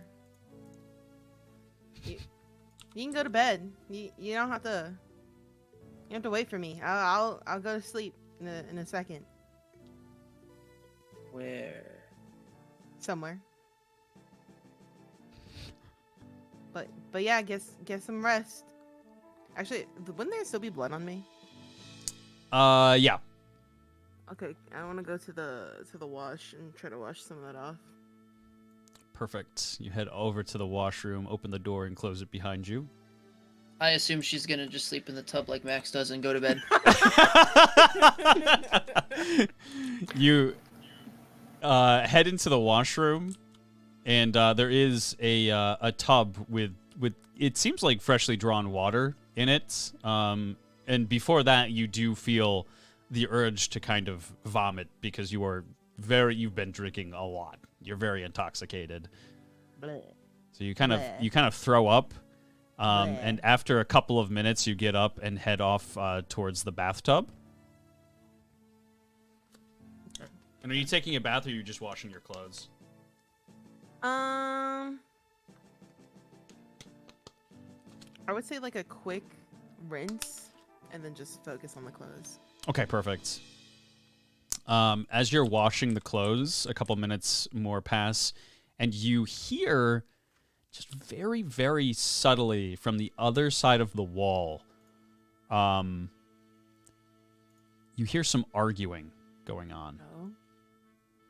Let me just ever so slightly. And there is a small peephole from the bathroom into this room, or vice versa. And there seems to be a man and a woman arguing. And she says, "You have to go in. You have to help me." He says, "Silence, bitch. Do what you were born to do. Get on the bed. I will not be helping you out." I wanna look through the peephole. Just lean over, lean closer. Perfect. You lean through the peephole to see the people talking inside. There is an older fell goblin woman and a human man. And the human man is trying to get her to go to the bed. And he said, "I paid good money for this room. I will get what I came for. And after that, you can do whatever you whores do, but I will not be helping you." And she kind of reluctantly turns around and goes to the bed. And he follows her.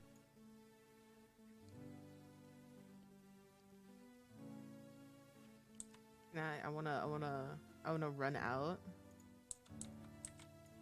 and see if I can. Well, go to open it. I'm assuming it's locked. Are you doing it like quietly, like very, very Quietly. Yep. It is indeed locked. Could I lock pick it? Sure. Give me a dex check.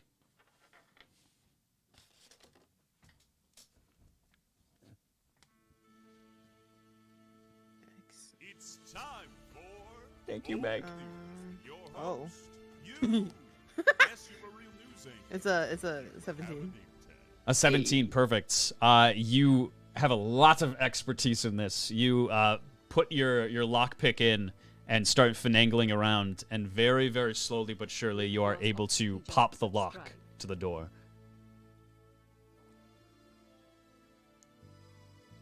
And then I'm gonna sneak in. Perfect. You sneak into the room. Let me reveal it for you here. Oh, I just squished you a little bit. My bad. My bad. For real. That's on me. My bad. You sneak into the room and you see a man on top of a fell goblin doing some dirty. She's tied up with rope. I want to do a sneak attack. Yeah, you do. Okay, perfect. Yeah, you Go ahead and roll a Full on d20. club this man. 16. 16. That is. Can you read how much of a damage modifier that is for you? Is actually I have it open here. It's +2 to your attack. So you would roll a 1d4 and then add 3 to it.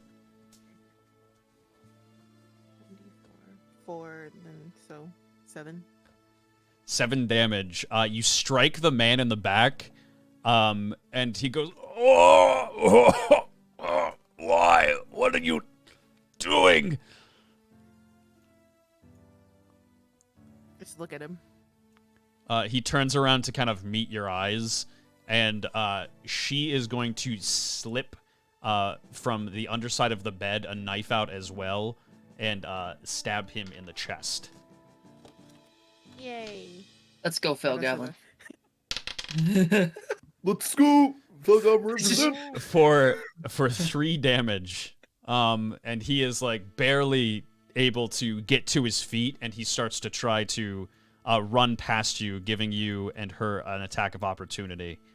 Rip him. Go ahead and roll for the attack, or sorry, roll to see if you hit him. She hits. You both hits. Go ahead and roll for damage. Ooh, she gets max. Nice. You got max. Okay, perfect. Yeah! The man, as he runs past her, she catches him on the arm, and he kind of slams across the side of the wall and tries to move forward past you. And how would you like to do it?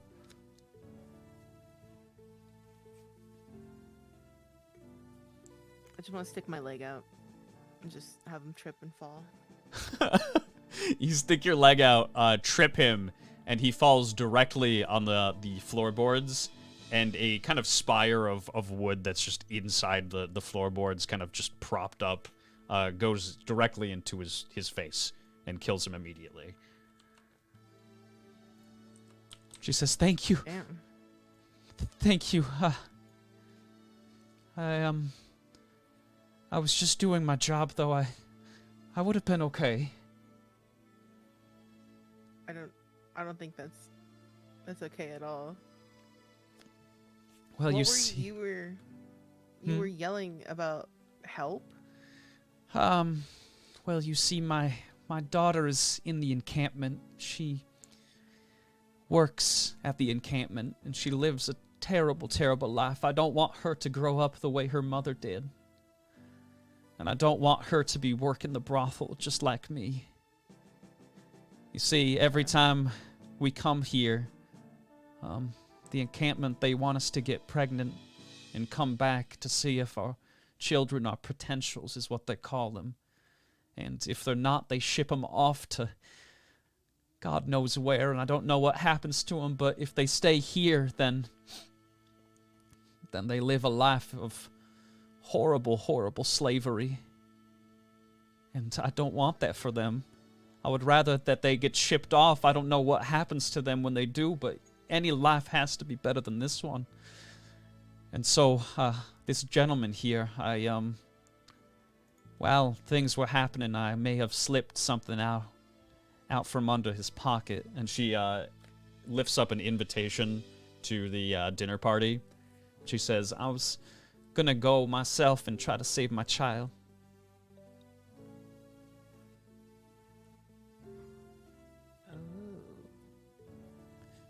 But you seem like a fully capable woman.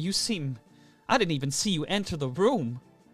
You were like the winds. Would you be willing to save my dear daughter?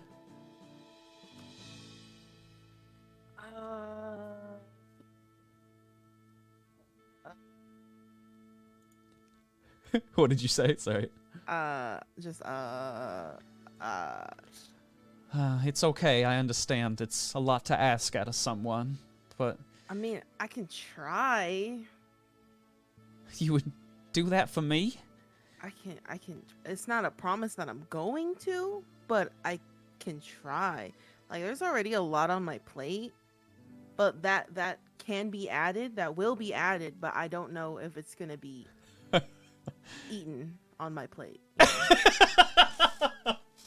And she looks at you and she says, understandable. Well, I think I'll take the invitation myself and I'll go to the party and I will do what I have to do. I want to absolutely save my daughter at all costs. So I'll go and I'll take care of business. Thank you so much for what you did to help me from this gentleman.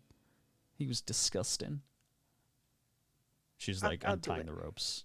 I want to do it. I'll do it. Really? I'll be like, no, I'll do it. Okay, thank goodness. And she hands you the invitation, and she says, "I'll be waiting on the other side. Bring her to me when you find her." Okay. I can't thank you enough. Then I want to leave. Actually, no, I want to search this man. You search the man, and you find 20 gold on him. Ooh. Nice. Okay, now I want to leave. I'm just murmuring. I'm like, oh my god, why did I even come in here? She gave me a whole nother task. As you're leaving, she stows the body in the chest, and she kind of leaves behind you, and goes down the stairs and out. Hey, Keen. Yes. Where's Marth? That's a great question. In this tussy room. That is a great question. You know what? He's kind of nestled up next to Max here. Oh god! Sharing a twin bed. He's kind of like sleeping down at the feet, very uncomfortably. Oh, if I would have saw that, I would have put you in my bed. It's never too late. I came in, I laid down, I looked over, and I'm like, wait a minute. No person should ever have to be next to Maxwell's feet. Maxwell's gamer feet. I definitely actually do that, though. I get up. You bring him over to the bed? Yeah.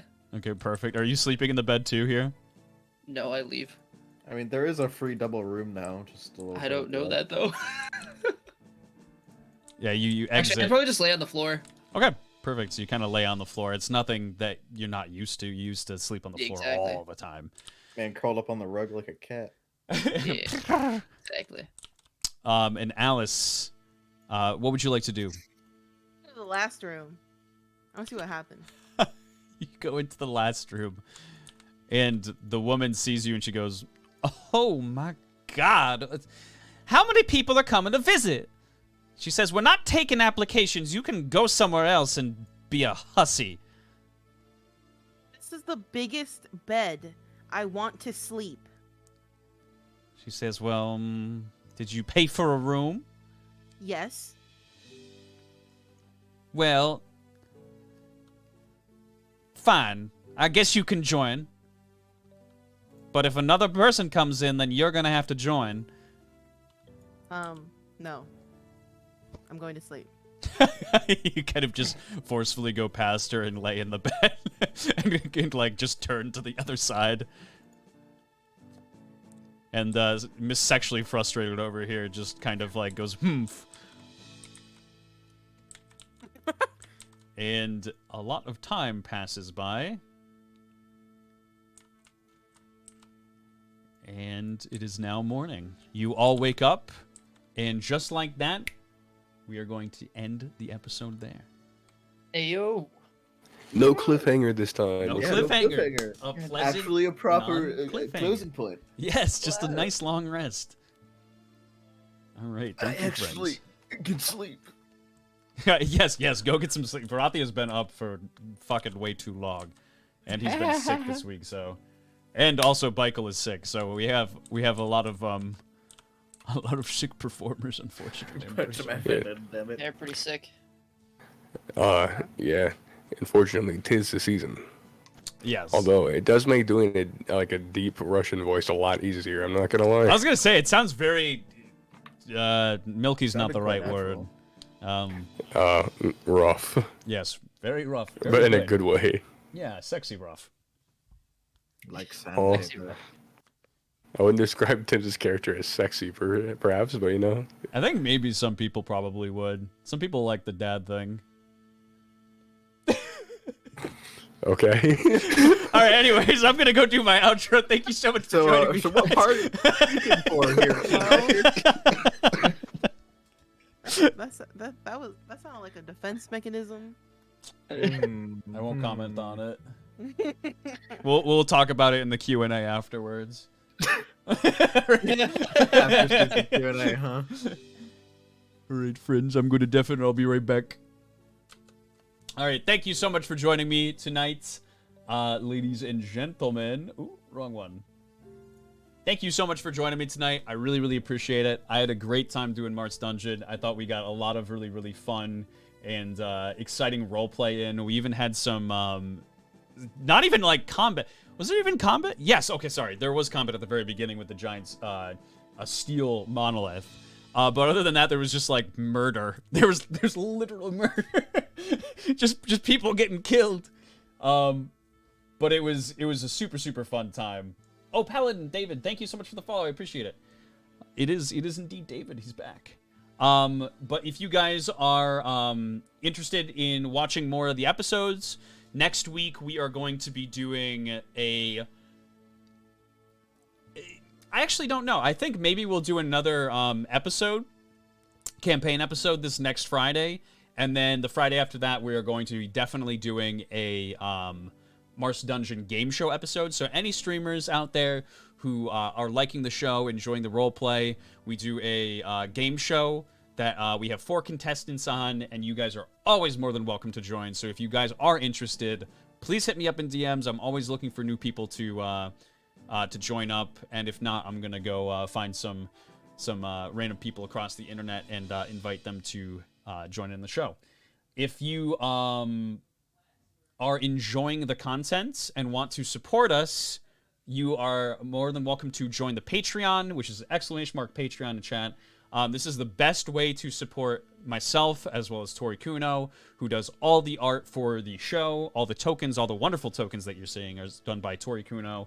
Yeah, we work religiously on this project. Let me tell you, we work very, very hard, kind of night and day, to the point where we kind of meet deadlines sometimes just at the very end of the week. Tori is like this with the art, but like puts in hours and hours and hours of art. Sometimes like I get to Thursday and I'm like, shit, hopefully I can get everything done for this week. But I really, really appreciate you guys watching nonetheless. We are going to be doing as a note, I'm going to be doing a streamathon from Saturday to probably Wednesday. It's probably going to be Saturday to Wednesday, maybe Thursday if we don't meet the goal. But we are going to be attempting to hit the $250 goal for our Patreon, and I'm going to be doing a streamathon throughout that entire time to try to support that goal. So once we reach that 250, I will hop off and do my regular thing. Maybe get some sleep. Who knows? But before then, it'll be a week full of just streaming video games and hanging out with you guys. Maybe doing some music. But either way, a lot of fun ahead. So I will see you guys all tomorrow. I really want to play some Persona. I've been wanting to play Persona for like a fucking month. So it'll be really, really exciting to be able to do that again. A sleep stream. If I have to, I will. If I have to, I will. You know what? In all honesty, I'm going to reach this goal no matter what it takes. No matter what it takes. So, if that means I have to sleep on stream, then perhaps I might have to sleep on stream, but I fucking hate that more than anything in the entire world, and that would make me a very miserable human being. So, hopefully we can avoid that. But either way, I really, really appreciate you guys joining one last time. The VOD will be up tomorrow on YouTube, and we're going to have the watch party with the Patreon viewers tomorrow as well. So if you missed anything in the episode, you're more than welcome to watch it with us tomorrow. And as always, my friends, stay beautiful. Thank you very much, Dungeoneers.